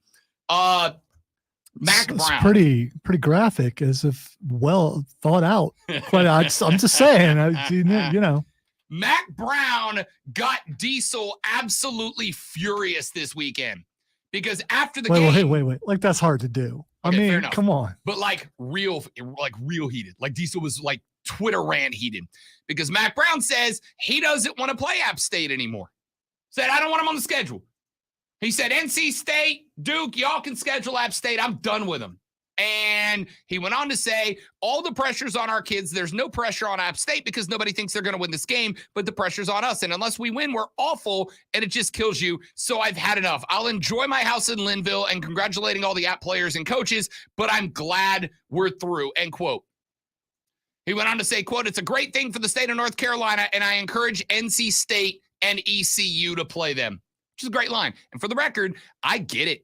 Like, it's going to infuriate Diesel. It's going to infuriate Group of Five fans, but I wouldn't want them on my schedule either because they do this every year. You're making your life harder, and for what? There's no reward for beating them, but there are massive punishments for not. Ask Michigan. Yeah, but if you go out there and you spank them, you right now, if you go out and you spank App State, you're looked at as, man, this team must be pretty good. Because look what they did to App State. I don't think you are. I mean, I think to those of us who like are ingrained in the Carolinas, we probably look at it that way. But I don't think anybody from California is going to look at that UNC 3-point OT win over Appy State and go, what a hell of a win for the Heels. They're going to go, they just got taken by a group of 5 team to the limit to OT. That's not good. Why should we rank them highly? There's no benefit nationally to doing that. Dan's got a point. Mac Brown's got a point, even if it gets up under the collar of the incredibly well-bearded Diesel. It just is what it is.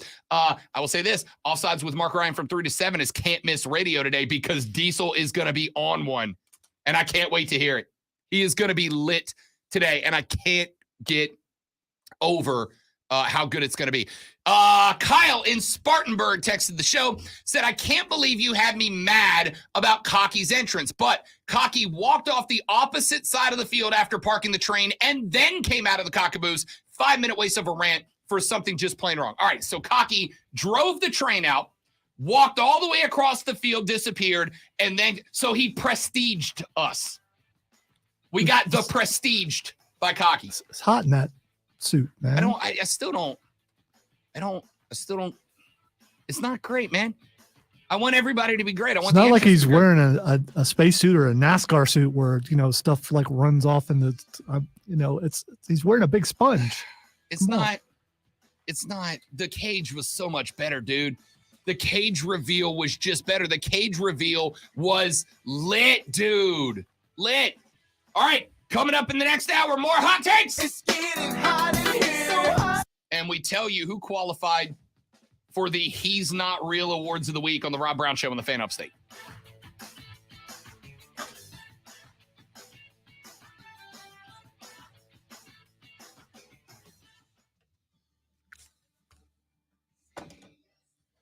I got to tell you, he made a good argument, Chad. Again, against Furman and primarily late in the game when Furman was worn down. But he made an argument. I'm not going to disagree with that. Wait, did we just finish hour 2? Mm-hmm. How'd that happen? Oh, no. It's over, ladies and gentlemen. Over and done. It's finished. Might as well go home after that.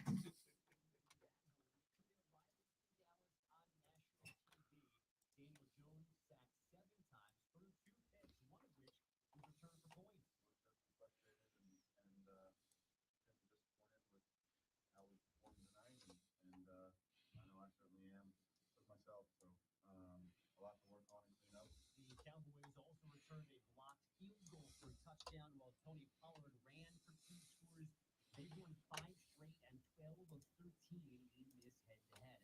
Monday Night Football has the Jets hosting the Bills. That's Aaron Rodgers' debut, but it's not the official return of DeMar Hamlin. He's expected to be a healthy scratch. I'm Andrew Booth. Hey, it's DA. Be sure to listen to CBS Sports Radio at home. Ask Alexa to play CBS Sports Radio.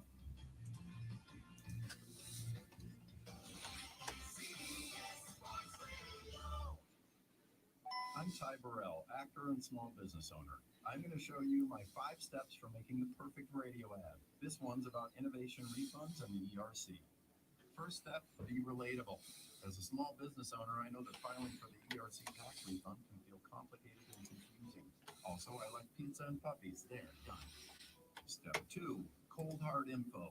The ERC, or Employee Retention Credit for long, is a tax credit for eligible businesses that kept employees on payroll in 2020 and 2021. So if you qualify, Innovation Refunds Network of Independent Tax Attorneys could help you claim it. Step 3, call to action. Go to innovationrefunds.com to get started. Step 4, the jingle I wrote myself. Actually, scratch that. Just go to innovationrefunds.com and call 1-843-REFUNDS and go to step 5, legal stuff.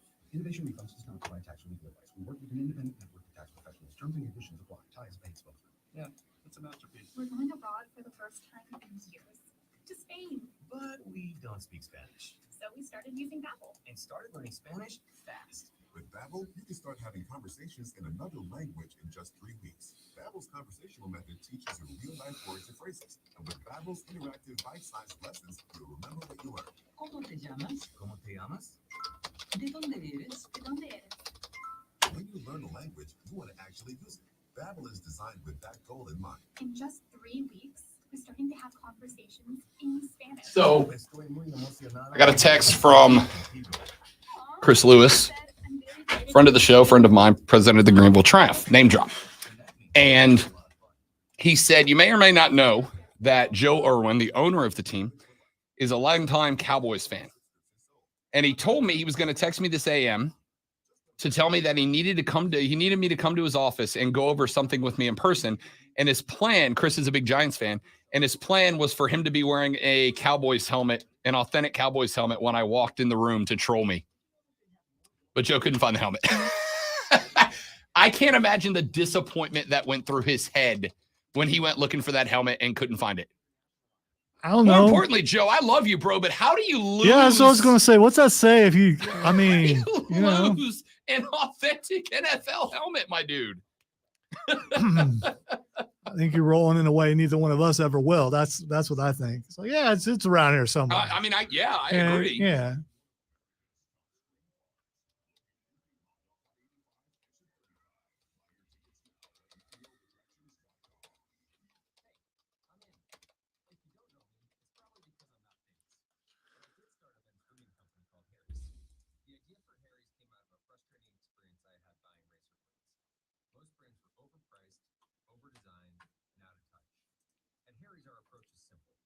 Here's our secret. We make sharp, durable blades and sell them at honest prices for as low as $2 each. We care about quality so much that we do some crazy things, like buy a world-class German blade factory. Obsessing over every detail means we're confident in offering a 100% quality guarantee. Millions of guys have already made the switch to Harry's, so thank you if you're one of them. And if you're not, we hope you give us a try with this special offer. Yeah, Chris. Some of those helmets are pretty tight, so. You know. What is the greatest helmet in the history of the NFL? You get one. What is I'll ask you guys on the stream. There's Chris. Said the last time he put the helmet on, he had a headache for 3 days. Yeah, just the tight helmet comment. Yeah, I didn't know why you made that comment. Okay, well, I thought you were looking at it, so I just,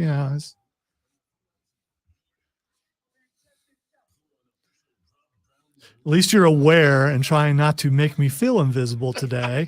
Tomorrow will be a normal day, so.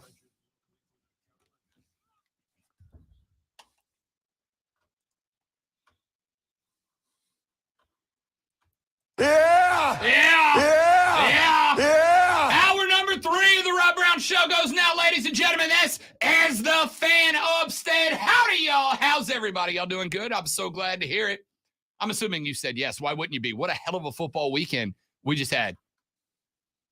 What a football weekend, dudes. Did you enjoy it? I know I did. Some of it. Did most of you enjoy it? Well, one team in particular comes to mind, but who played the on New York Giants. Who played on Sunday afternoon, 1 p.m. The Tennessee Titans. Yeah, that's it. I'm glad you brought that up because coming up later on, we are going to give you a list of players about whom you could say that is not real. Because there were a few of them, including Lonzo, the NFL's most accurate quarterback, Tua Tagovailoa. We're coming to that here in just a few minutes. But right now, I am asking for your best weekend hot take. It's getting hot in here. So hot. I love that. That's a Monday only clip, I think. Ain't nobody buying that. It's getting hot in here. So hot. Probably not. It'll be heavy on Mondays and then sprinkled in the rest of the week. If you had Rob using his cart wall more than Lonzo on a Monday on your bingo card, good job. Oh yeah. I got an hour to make up for time though. So hello, ladies. I just wanted to play that one. No reason. You immediately think of towels, though. I don't know. I really do. Yeah, it just Or yeah. samurai swords. Wow. Okay. We got a lot more we need to get into. Let's get through some of these texts that we've got on the carpro.com text line at 71307. Start that text with FAN, F-A-N. If you've been ready to fire off a text this AM, now's your chance, especially if that text is your weekend hot take. It's getting hot in here. So hot. I wonder how many times I've played that so far today. Couple hundred? Let's hope the people who count those sort of things haven't. Texas said, my hot take is that the conference realignment has been a mask for how bad the SEC looks this season. I don't want to say they look bad, but the ACC does have a pretty good winning record over the SEC right now. The bottom dwellers, Wake beat Vandy. Miami absolutely smoked Texas A&M. Miami did not run the ball well, but Tyler Van Dyke had Nick Saban going, why this weekend? Tyler Van Dyke was a Nick Saban target in the transfer portal because Nick Saban. Oh, okay. I thought it was a movie reference that I just wasn't getting. So because Nick Saban not only uses the transfer portal, but he actually targets positions and players in it specifically. He wanted Tyler Van Dyke. All of the rumors over the offseason were that Tyler Van Dyke was going to go to Alabama, and then he did not do that. Yup. So Bama couldn't throw the ball with Jalen Milroe against Texas, and they lost the game. Is it, Lonzo, a hot take It's getting hot in here. to say Texas is back? Nope. Look at that. Dueling soundboards. You got to love it, folks. We're going to drive poor Ray crazy. I am going to say Texas is mostly back. Mostly back. Now, let's not forget that Texas last year, the Longhorns last year, had an absolute battle against Alabama, a game that they lost in the very dying moments of that game. And they lost that game by a single point, 20-19. And everybody was like, uh-oh, the Horns are back, baby. They took Saban to the wire, and then they turned around 2 weeks later, and they lost to Texas Tech. And then they lost to Oklahoma State. And then they lost to TCU. And granted, TCU was in the Natty last year. But if you'd have told Texas Longhorn fans 2 years ago they were going to lose to Texas Tech and TCU in the same year, they'd have lost their minds. And then, of course, in the bowl game, they lost to Washington. And again, Washington's in the top 10 this year. Not the worst list of L's, but it didn't feel like Texas was back. It kind of feels like they're well on the way. I'm not going to say they are back, and I'm not going to say they're back because I do feel like Alabama has taken a step back. I feel like Alabama's taken a step back, though, not because they're going anywhere, but because they just don't have a quarterback right now. And when they inevitably stumble into their next Tua Tagovailoa or Bryce Young, as they have done many times, Bama's going to be right back at the forefront because I don't think Nick Saban is riding off into the sunset on an L. I got a text earlier from an anonymous texter who I wish would have put their name on it, but they didn't, and that's okay. That said, okay, hot take, Rob. Saban retires. Dabo goes to Bama after an 8-4 season, and he takes Jeff Scott with him to be the OC. Brent Venables is hired at Clemson, and he keeps Riley as OC and hires somebody else at DC. I'm just not sure who he would hire. 8-4 for Clemson. 8-4. We think Clemson's going 8-4. That could happen. 8-4? They're already on their way. They've lost a game. Right. That makes them on their way to 8-4. You have to lose one game to get to the 4 losses. So they're already there. We've only played 2 games, by the way. All right. Let's go absolute worst case scenario and find the next 3 losses. Florida State. Yes. Notre Dame. Notre Dame. And let's just say South Carolina. Because you know what? Recently that was done. I forgot they got to go to Miami too. Maybe it's not that far-fetched. They got FSU in 2 weeks. They got at Miami off the bye. They got Notre Dame coming to the house, and Sam Hartman looks like a killer right now. And again, I'm not ready to say that they're a shoe-in over North Carolina right now. Then Clemson goes back to being what they used to be. And then they're at USC. Yeah. Just a little bit above average. I got to tell you, I went from Clemson FSU as the guaranteed ACC championship game to maybe not. Maybe not. All right. I don't want to panic. I don't want to panic. Text lines texter says, Rob, another hot take. It's getting hot in here. So hot. Utah is the best team in the Pac-12, not USC, Colorado, Oregon, etc. I'm going to go hot take for sure, but I'm going to say you're leaving somebody out. I'm going to say you're leaving out the Huskies of Washington right now. Michael Penix Jr. had another day Saturday. I'm going to go, and there's Oregon State that's 2-0. Good call. I'm going to go the three best teams in the Pac-12 right now. No, you know what? I'm not. I can't go that high. It's getting hot in here. So hot. I can't go that hot. Listen, I know USC's given up points, but USC kept Stanford to what, 10? They kept them to 10, or was it 10? Was it 13? I don't remember. It was late. That game didn't end until after freaking midnight. 10, 56-10. So the defense looked much better. They gave up 10 to Stanford, a team that I honestly thought they were going to. By the way, I missed the over in that game. I was so close. Over was 69. I took the over. They got to 66, and Stanford missed a couple of opportunities. Anyway, that offense for USC is no joke. The problem is we don't know about the defense yet, man. We don't know about the defense yet. The Pac-12 right now is good, dude. The Pac-12, like, I know everybody's getting mad saying, oh, it's reactionary, Rob. It's a reaction. USC is 3-0. Colorado's 2-0. Oregon's 2-0. Oregon State's 2-0. UCLA's 2-0. Utah's 2-0. Washington is 2-0. Washington State is 2-0. Arizona State, Cal, and Stanford are 1-1. Stanford has one loss to a Pac-12 team in USC, and Cal's loss was in a game they should not have lost to Auburn. Cal had Auburn on the ropes the whole game, and Auburn just finished it, which good for them. Sorry, Keegan, but Cal was the better team in that game. Sometimes the better team does not win. Cal was the better team in that game, and Auburn found a way to gut it out. So of all those losses, one is up there. By the way, and when I say all those losses, in the entire Pac-12 through week 2, there are 4 combined losses. 4 in that entire conference. One of them was to another Pac-12 team, and one of them was to an SEC team that is probably going to be third in their division. That's not bad. The SEC has 6 losses so far, and I believe 4 of them are to ACC schools. So it's a fun college football season, The dude. mighty ACC. The mighty ACC. Keegan said, wow, I guess heart doesn't matter, Rob.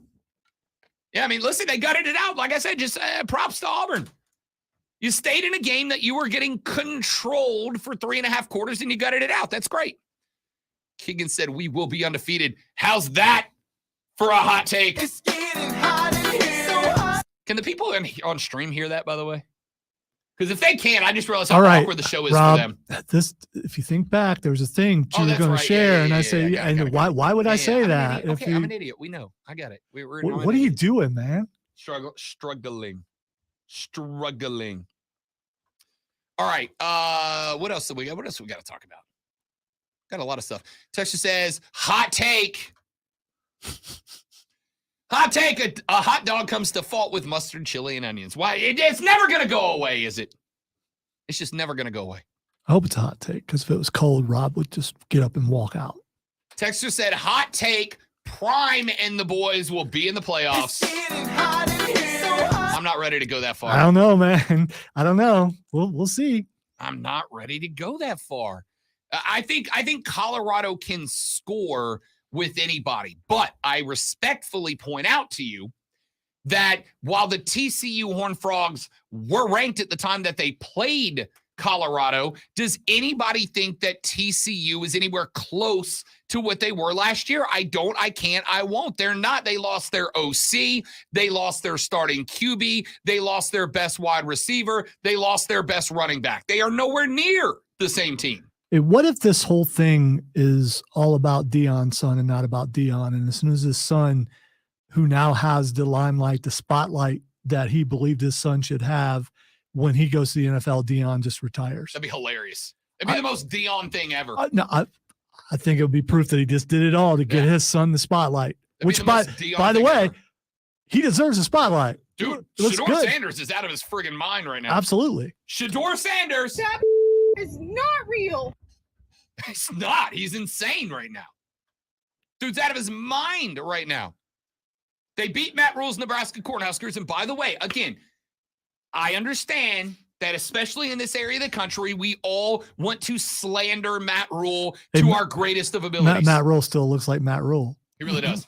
Oh my God, did you see the end of that game? I don't know if you saw it. So Matt Rule had some things to say about Deion leading up to the season and last week. Had some stuff to say, and it was not all positive about Deion Sanders. And after the game was over, Rule walked up to Deion for the handshake and dapped him, but then went hand around the, when I say around the neck, I don't mean scruff of the neck. I mean all the way around the neck, pulled him in and was whispering. And I'm like, yeah, you know you messed up, dog. You know you messed up, Matt.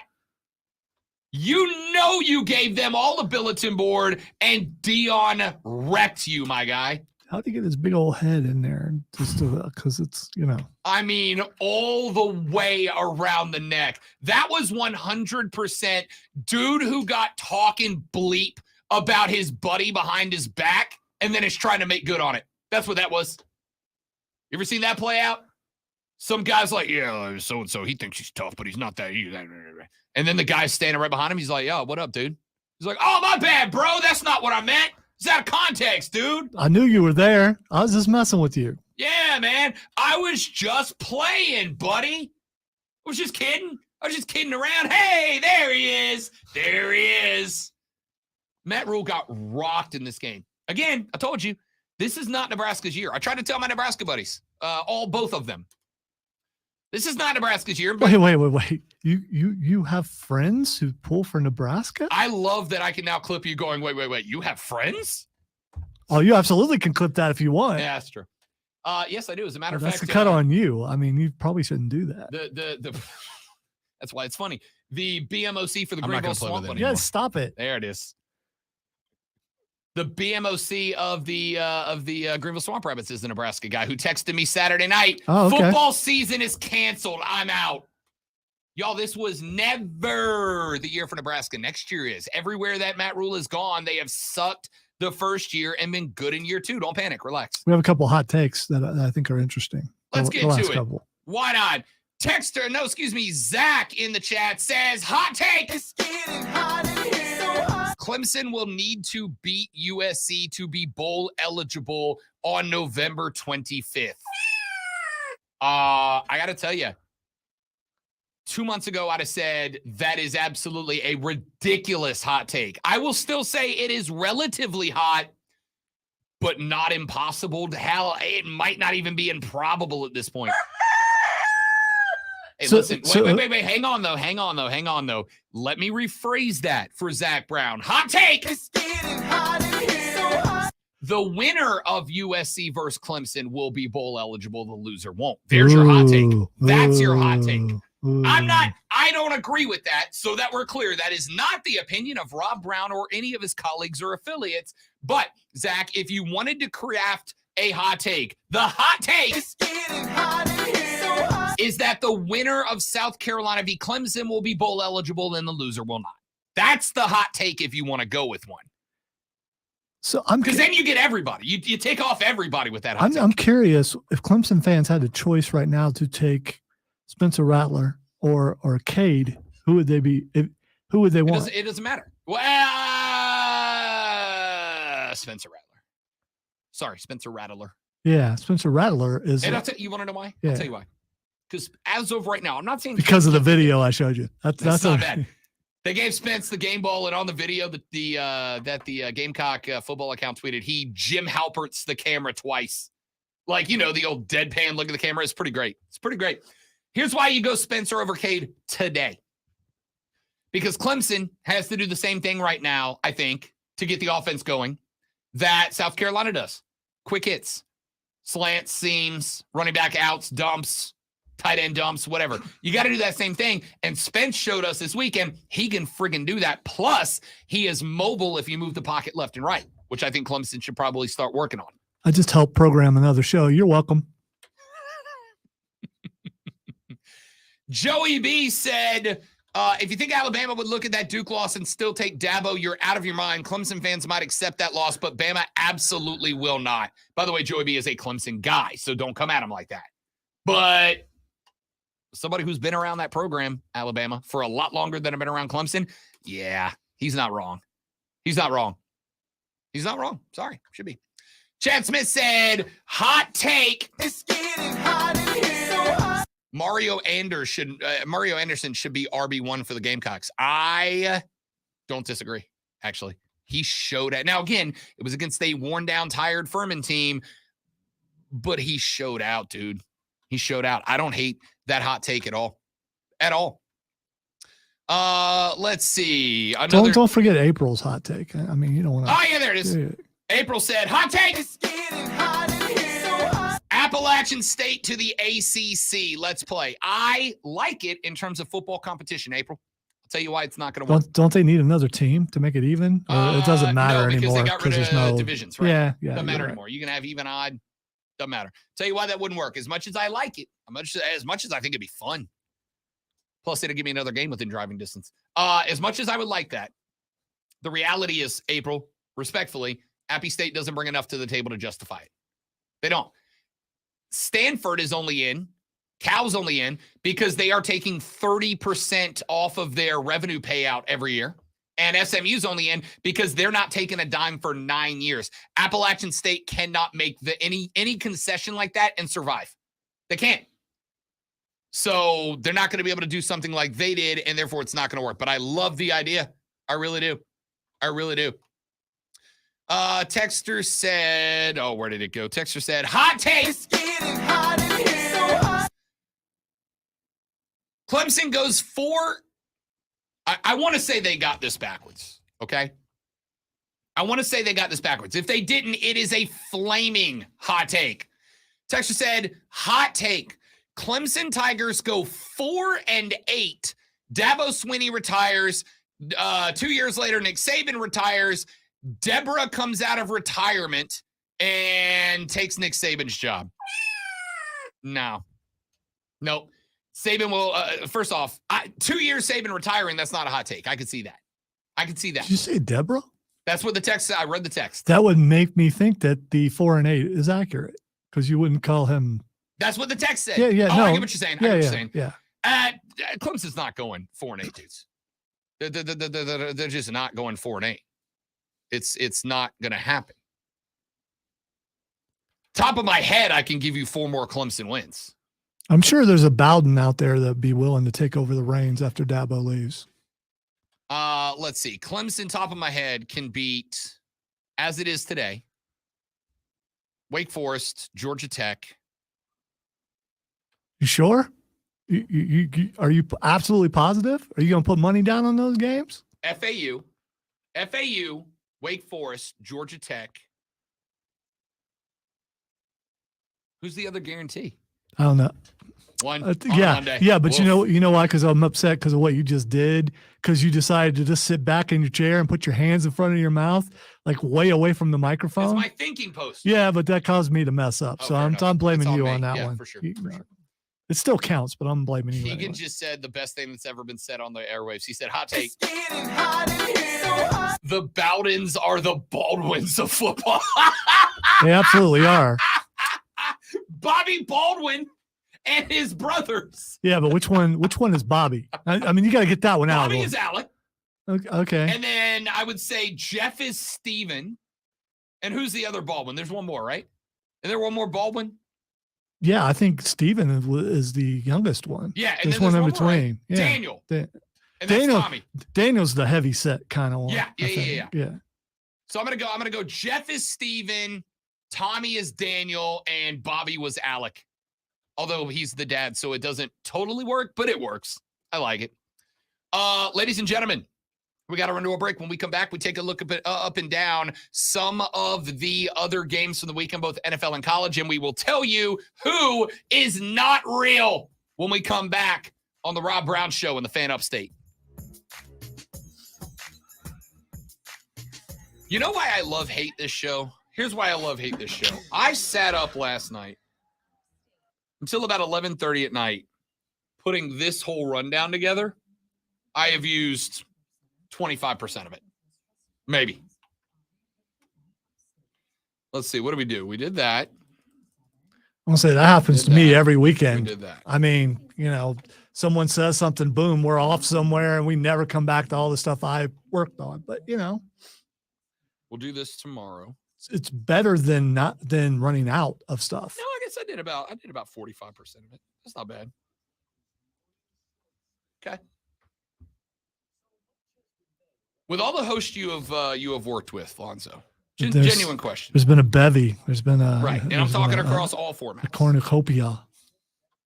What percentage of them would you say put together a rundown, an orchestra, ran the show, executed the show based on the rundown, to a T? I don't think radio works that way, at least not talk radio, because I think it's more about trends, and it's if something hit. I've seen disappointments in things that hosts thought would hit and didn't, and then some little minor thing pops up and that takes over the entire show. Sure. In both formats, I've seen that happen, and so I don't think there's anyone out there who just goes, anyone who's successful who just goes straight down their outline and that's it, and they get mad if they get out of it and all that kind of stuff. Because I've worked with some hosts that are that way. Like, they've got the rundown and they are not breaking from it. And I have found for me that doesn't work. By the way, doing that and working with me is a mistake. Especially if you let me know that, because I'm going to do everything I can to make sure that doesn't happen. And I'm trying to recall, I've had to work with probably some fill-in hosts that were like that. Uh-huh. And they were the most boring times I've ever had in radio. So, something would hit and I'm just like, oh man, I got to go with this. I got to go with this. And they just ignore it and just move on. It's like, what are you doing?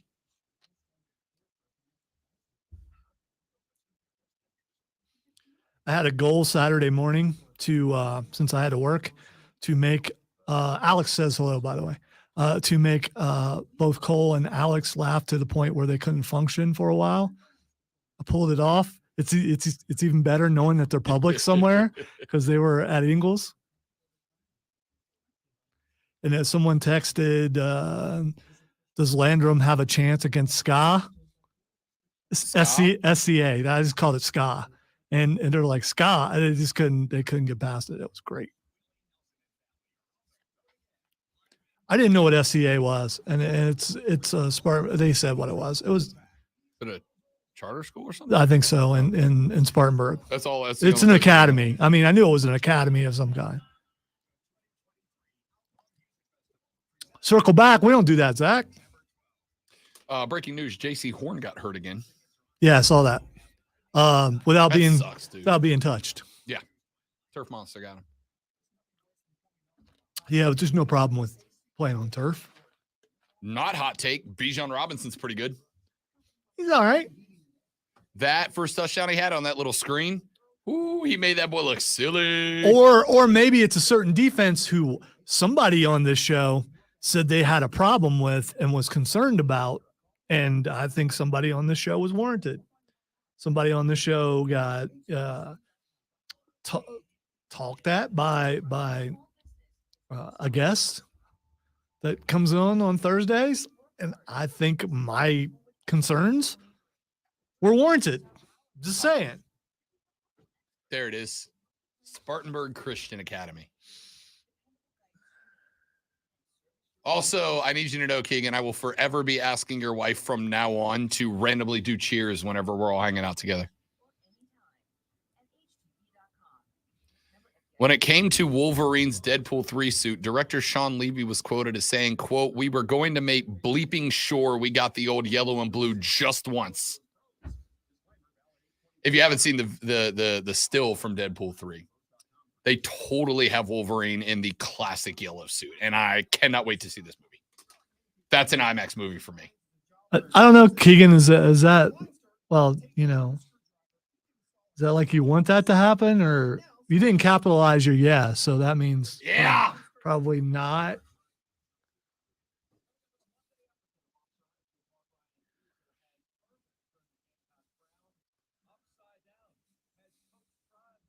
Charter has reached an agreement to restore ESPN.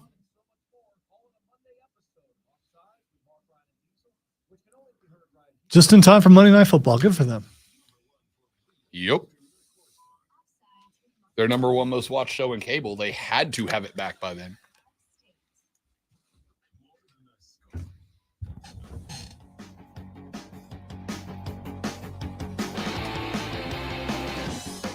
All right, ladies and gentlemen, screaming toward the end of Monday, my friends.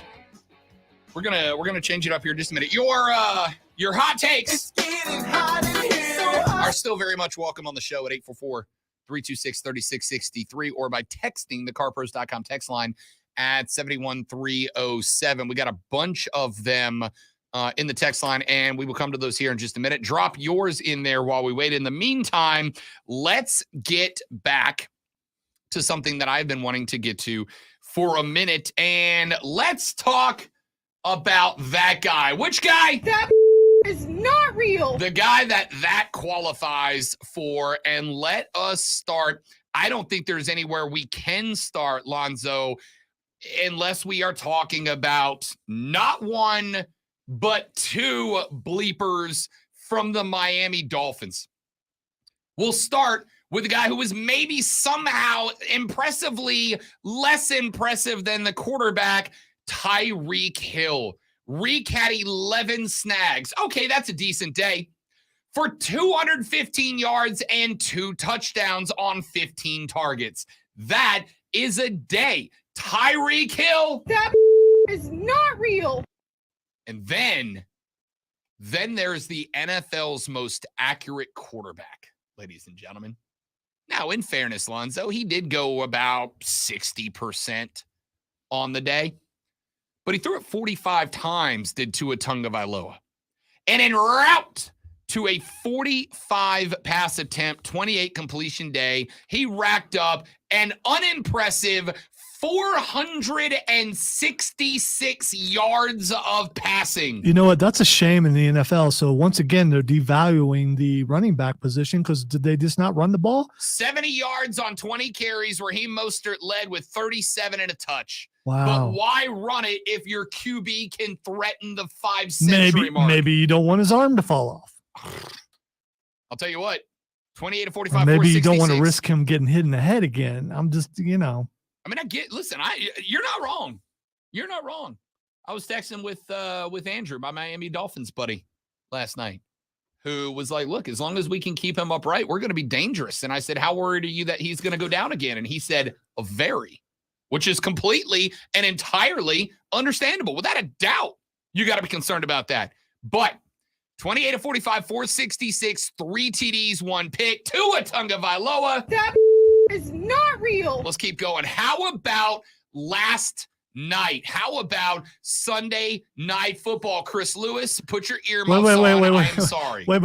We agreed we were not going to talk about that team today. I am not talking about the team. I'm talking about one aspect of it. But that aspect is on the team, right? Okay.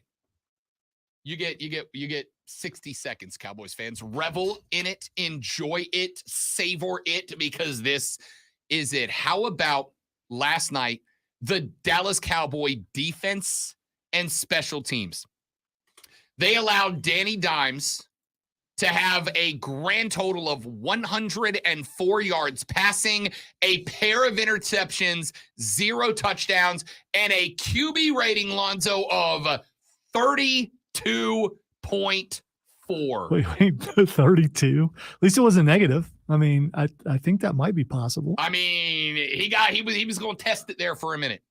15 of 28, 104 yards, no TDs, 2 interceptions, and a QB. It was also sacked 7 times for 47 yards. I feel like that is kind of a big deal. I also think when you look at the team stats, Chris popped in and said, gotta go. I tried, man. I tried. 60 seconds, and then we're done. Then we're moving on. The New York Football Giants did have 14 first downs, but they were held to 5 of 16 on third down attempts. They ended up running 65 total plays for a total of 171 yards. They did have more drives than Dallas, but that is because Dallas had a fumble 6. They had a field goal blocked and returned for 6. Dallas could have won this game without scoring on offense at all. Could have won that game outright without scoring on offense at all.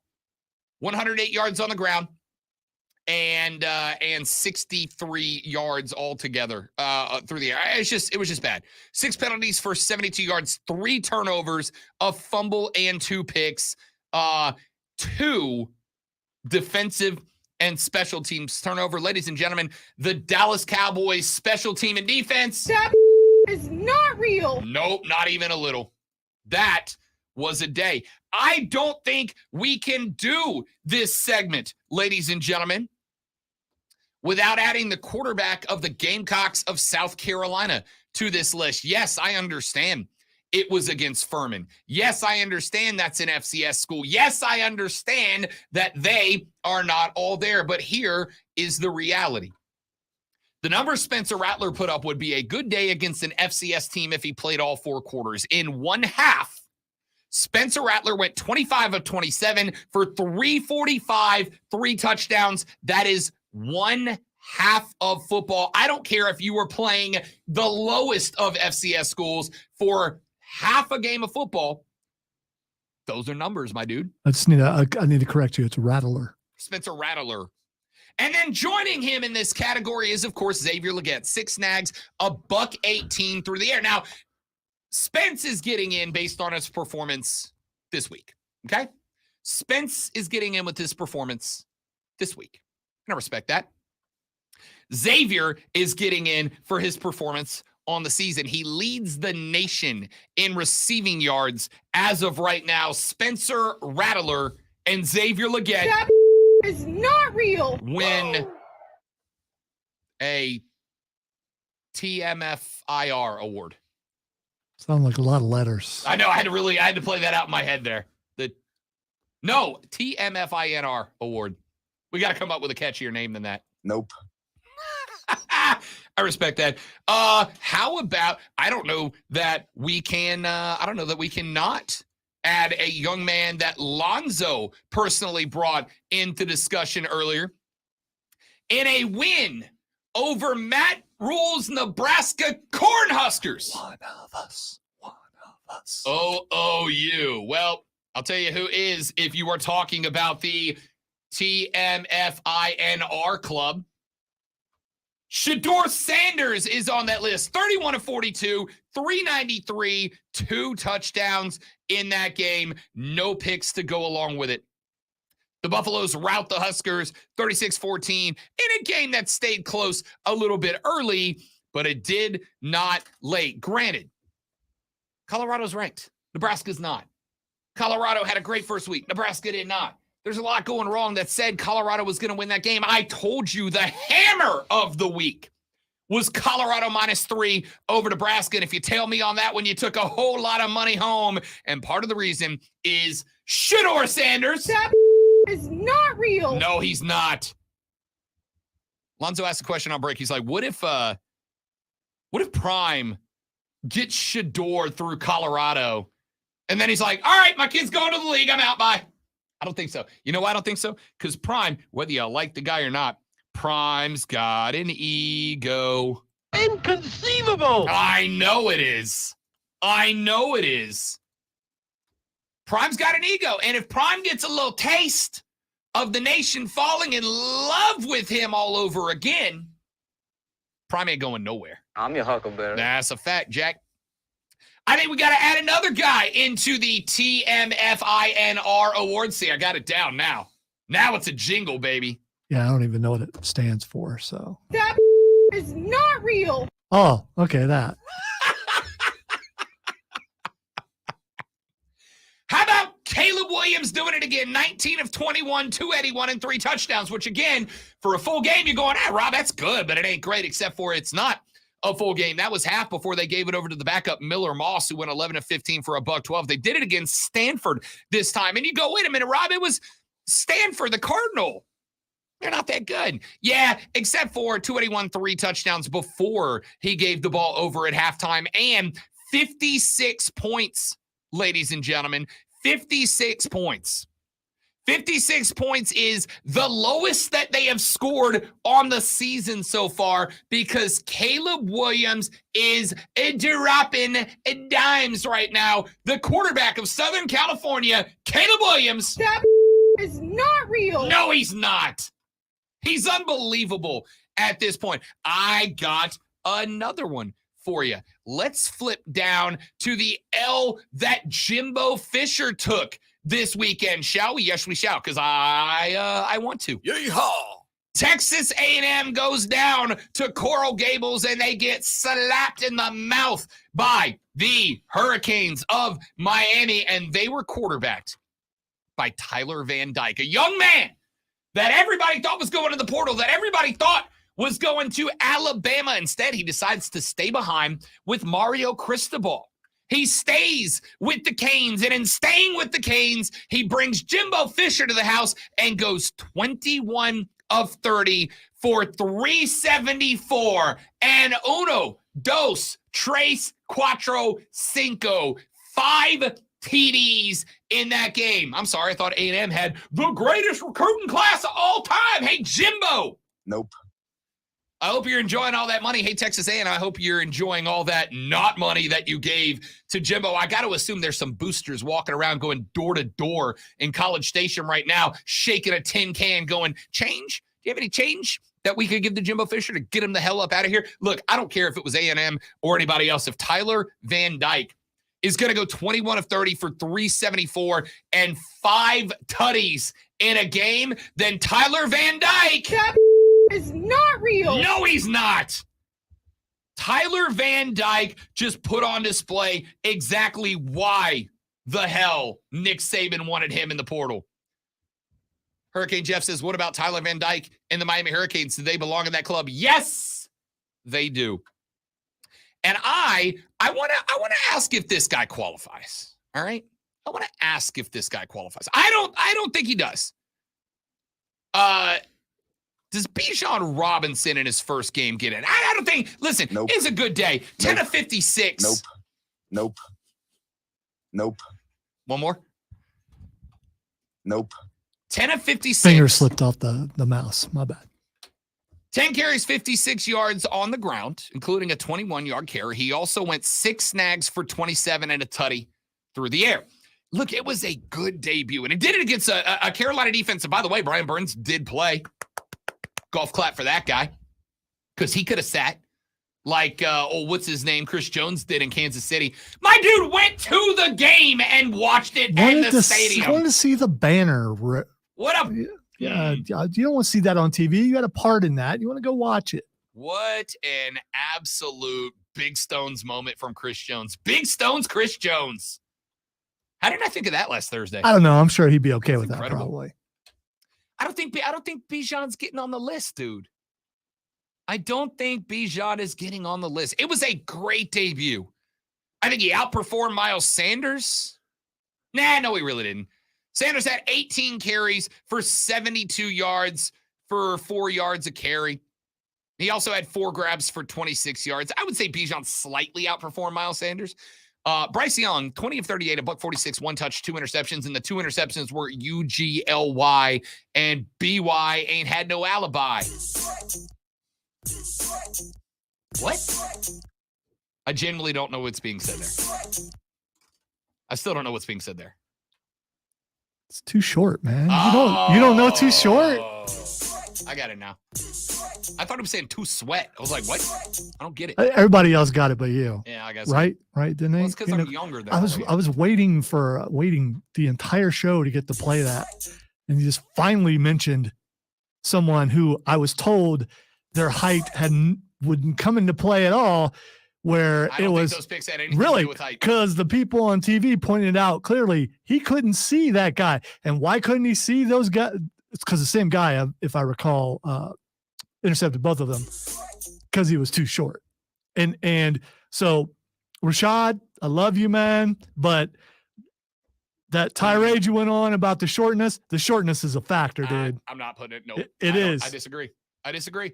Those two picks were because Bryce didn't see the backside. Right? No, he didn't see. You know why? No, you know why? That's not why. It's because that's why. No, it's not. It's because the coverage was disguised. He thought the safety was dropping off to play single high. Instead, he worked up underneath and he was staring down his receiver. That had everything to do. Come on, that safety was just out there all alone, just sitting right there. Yes, when you are watching from a television camera angle, go rewatch it from the BY perspective. Wait. So I should get down on my knees and watch it from the BY perspective. Is that what you're saying? Listen, the Carolina Panther fans who are either A, on doomsday alert right now because you lost your first game on the road in a divisional opponent's house with a rookie QB, as opposed to going, hey, the mistakes are fixable.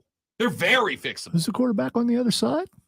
Desmond Ridder went 15 of 18. What? Right. For a buck 15. Right. So it touch. isn't like you're going up against a Hall of Famer over there. If Desmond Ridder didn't get the ball 3 extra times, he would have been like 10 of 11 or 10 of 12. And he got short yardage situations over and over. The turnovers killed Carolina, nothing else. Run the ball, Panthers. Find a way to run the ball. That's what you got to do. A buck 54 on the ground. They ran it 32 times. Wasn't enough. They ran it 6 fewer times than they passed it. That is a 56% pass rate. You can't be much more balanced than that. You and I are going to get into it because this is the worst argument you've made so far.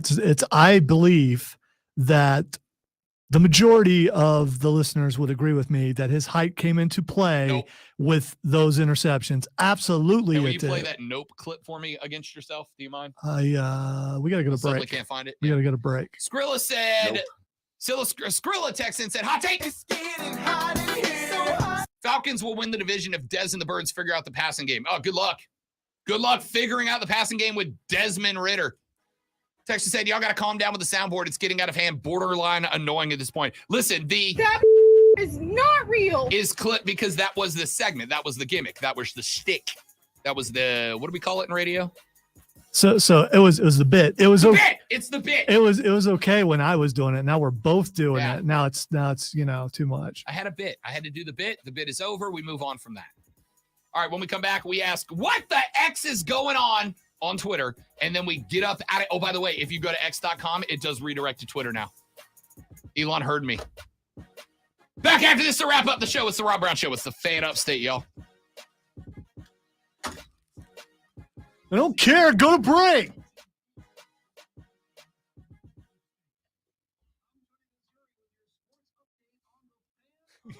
It probably was Steven. It was probably Ray. Yeah.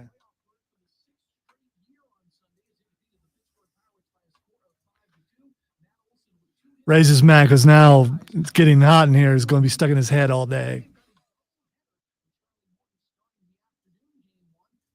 And then he'll say the next line and get called up by HR.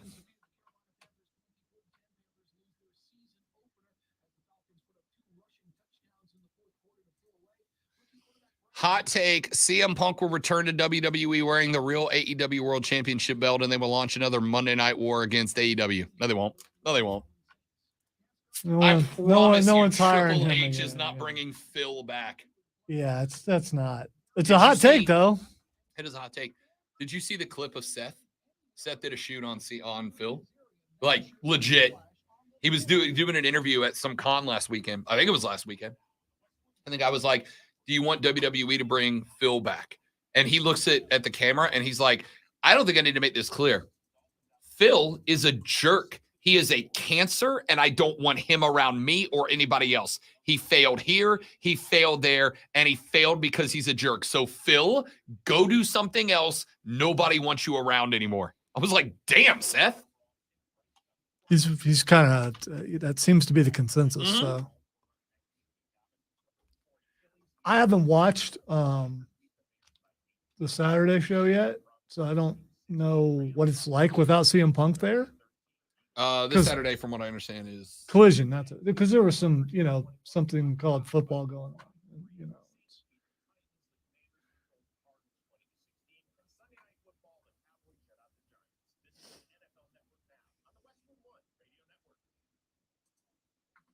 Wendy's new breakfast 2 for $3 Biggie bundles let you create your own delicious combo. Choose from a sausage biscuit, egg and cheese biscuit, small seasoned potatoes, and a medium hot coffee. But it's obvious which combo is the best. Sausage biscuit and small seasoned potatoes. Well, the fiance just said, your show is like Jim Cramer does sports with all the sound effects. I got to tell you, we got a bump going on right now, though. I don't know why we got a bump going on, but we got a bump going on. So because I actually prepped the hell out of this show, and we're high energy. or maybe my idea of dueling It's dueling sounds. was, I'm going to take credit for I have this. a great bet. I'm willing to take one for the team. If I lose, Rob gets a dozen bacon covered donuts. If Rob loses, he has to go to and through Mad World. Clemson over FSU by 2 scores. First off, dude, the terms of the bet aren't good enough for me. All right, respectfully, the terms of the bet aren't good enough. Those bacon donuts are not good enough. Not me going through Mad World. I don't think you understand how much I hate being jump scared. I do. I know. Hate it. Captain America almost got punched 2 weeks ago because I was trying to leave the bathroom and he was in the door when I opened it. And I was like, yeah. Yeah. He almost got Shang-Chi'd in the nose. He would have moved. He's quicker than you think, but still. I mean, maybe. Yeah, Steven, 12 bacon donuts, though. Hey, you got to have a line. Apparently that's the line. Mad World is the line. Dude, let me put it this way. You could get Mad World on the table, but you would have to offer something friggin' ridiculous in return, right? Like ridiculous. Mad World versus like $500. I'm in. I'll do that. Do you understand how long Mad World is as a trail? It's like 1.5 miles, man. By the way, just because no one's saying that you have to go a slow speed, a slow walk. You can move sprinting through Mad World. No, I'm pretty sure they send you with a guide who tracks, like, keeps you. Listen, here's what you do. Rob Brown just completed an Olympic speed No, here's what you mile. do. With the guide, you wait. You get lost a little bit in the back and separated from the group. You hang back. Hide in the corner for 1 hour and then. There you go. Say how Punk Run would go. He'd get the same nostalgia every get put in the mid-card, pout, get mad, and quit it. Yes, he would. Yes, he would. I was, when he showed up on AEW, absolutely all in, and now I'm not. Oh, okay. James said that Seth Rollins shoot on Punk happened 7 months ago before these most recent events. So that happened after the first suspension of Punk from AEW. And it's just doubly appropriate. I don't want to correct you here, but he's always been a jerk. So I mean, it isn't like it's right. But I was willing to blame Vince on the last one. Now I'm not. Tony was afraid for his physical life.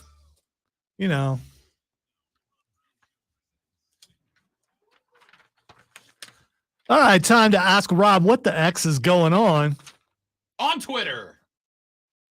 And he's going to tell us what it is. The first thing that's Xing is Drew Barrymore. Drew Barrymore? Now, that's a name I've not heard in a long time. Birthday, and she is 49. No, she's getting some hate because her show's coming back. Her talk show's coming back because the strike's still going on. And she's crossing the picket line. She's a scab. She's getting called scabbed by some people. The first person I saw, I think, was Felicia Day calling her that. It's no, don't fight Felicia and Drew. But I think it has to do with certain writers falling under certain things, and her writers do not fall under the ones that are on strike. But anyway, she's trending because her show's coming back and people are not happy about it, which means her show won't come back. She'll fold. as far as that goes. I don't pretend unless to she know. gets paid per episode, and then she's like, sorry.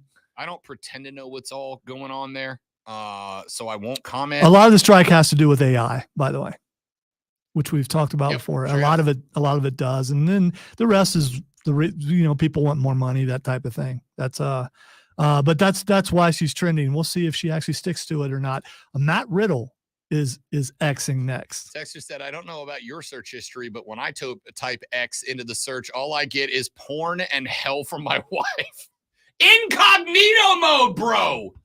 Do you even internet, dude? I don't know why. I don't know what that is. I'm just saying it's a thing. Yeah, I've never heard of that before. What did you say is trending? Matt Riddle, bro. I have no idea. He has. I have not watched any wrestling in a week. No, this has nothing to do with wrestling. I believe it's the Washington airport. You have to look it up. He has accused a security guard of touching him inappropriately to the point where it's being investigated.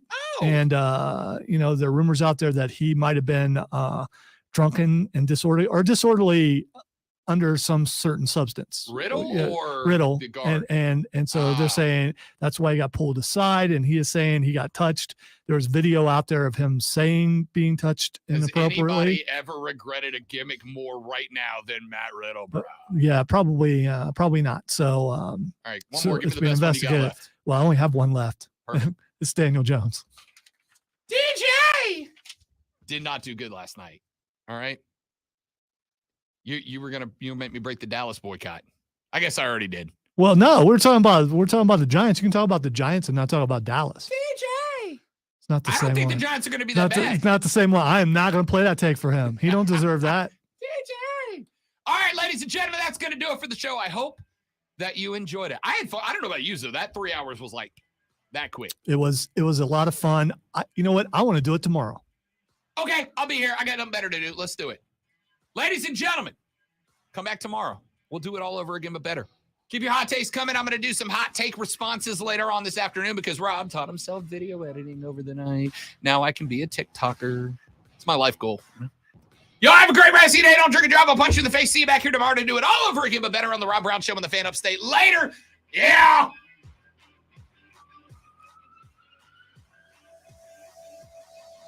It does when you sound effect. Flies Yes, it does. It does. Absolutely does.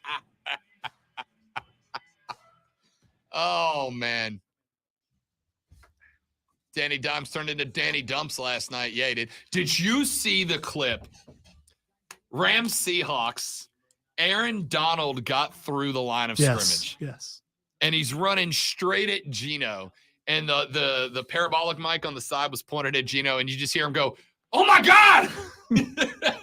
And some guy on Twitter's like, how hilarious is it that he said, oh, my God. And I'm like, dude, if Aaron Donald was running untouched at me, I'd probably need a new pair of pants. So saying, oh, my God, is pretty natural, man. I think I'd have to go home and change if Aaron Donald was running full speed at me. The fact that that's you know all what? he said is you know impressive. what? I would Samoa Joe him. That's what I would do. Yeah, for I sure. just take a step and he fall down. Yeah, for sure. It is. I will tell you, April. You've asked us before. Her last name is a fruit. The name of the singer. Fiona Apple. No, but that's the last name of fruit. That's all I got. That's, I mean, there are other ones. It was basically a one-hit wonder. Donna Tangerine. It is Donna. How do you know? Genius. It's Nana Cherry, by the way. And me saying the name, you're probably like, okay, I still don't get it. Yep. Exactly.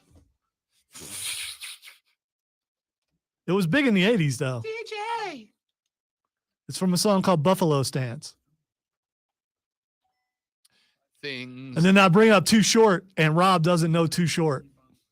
I did. You've never heard of the rapper Too Short? I mean, I've heard of them, but I couldn't tell you a song if you paid me to.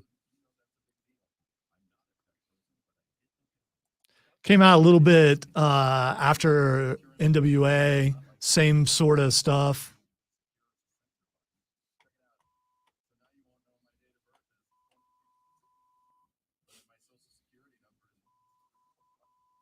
So it's probably a different thing, Stephen. But yeah, or maybe, I don't know.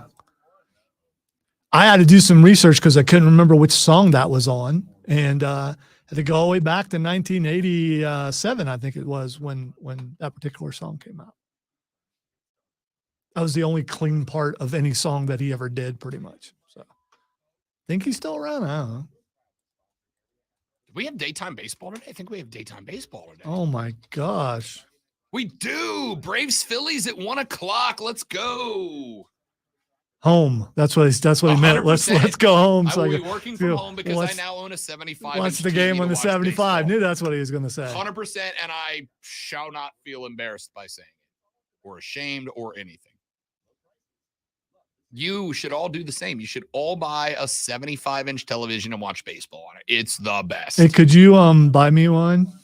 Nope. Okay. It was worth a shot. I appreciate your tenacity. Yep, that's me. All right, kids, I'm going to go do the couple of things I got to do here, and then I'm going to go home and watch baseball and work. I'll have a overreaction video going up, hopefully this evening, and I'm going to try to get a few of them cranked out this week because that's the thing I do now. I'm a digital content creator. He's so proud of himself. I really am. Did you see the one I put up last week? I know that you put one up, but you told me what you were putting You should watch it. I into figured it. out how to do that cool thing they do in the videos where they lean over and they point and then a thing shows up where they're pointing. But see, you told me you did that, so that ruined the surprise for me. That's like spoiling. So I didn't watch it because I was already spoiled. My wife watched it, though. She said it was pretty good. She said it was good? Yeah, yeah. Yes. Got the Miss Lisa stamp of approval. I love it. All right, I'm going home. Y'all have a great day. Go Braves. See you tomorrow. Goodbye.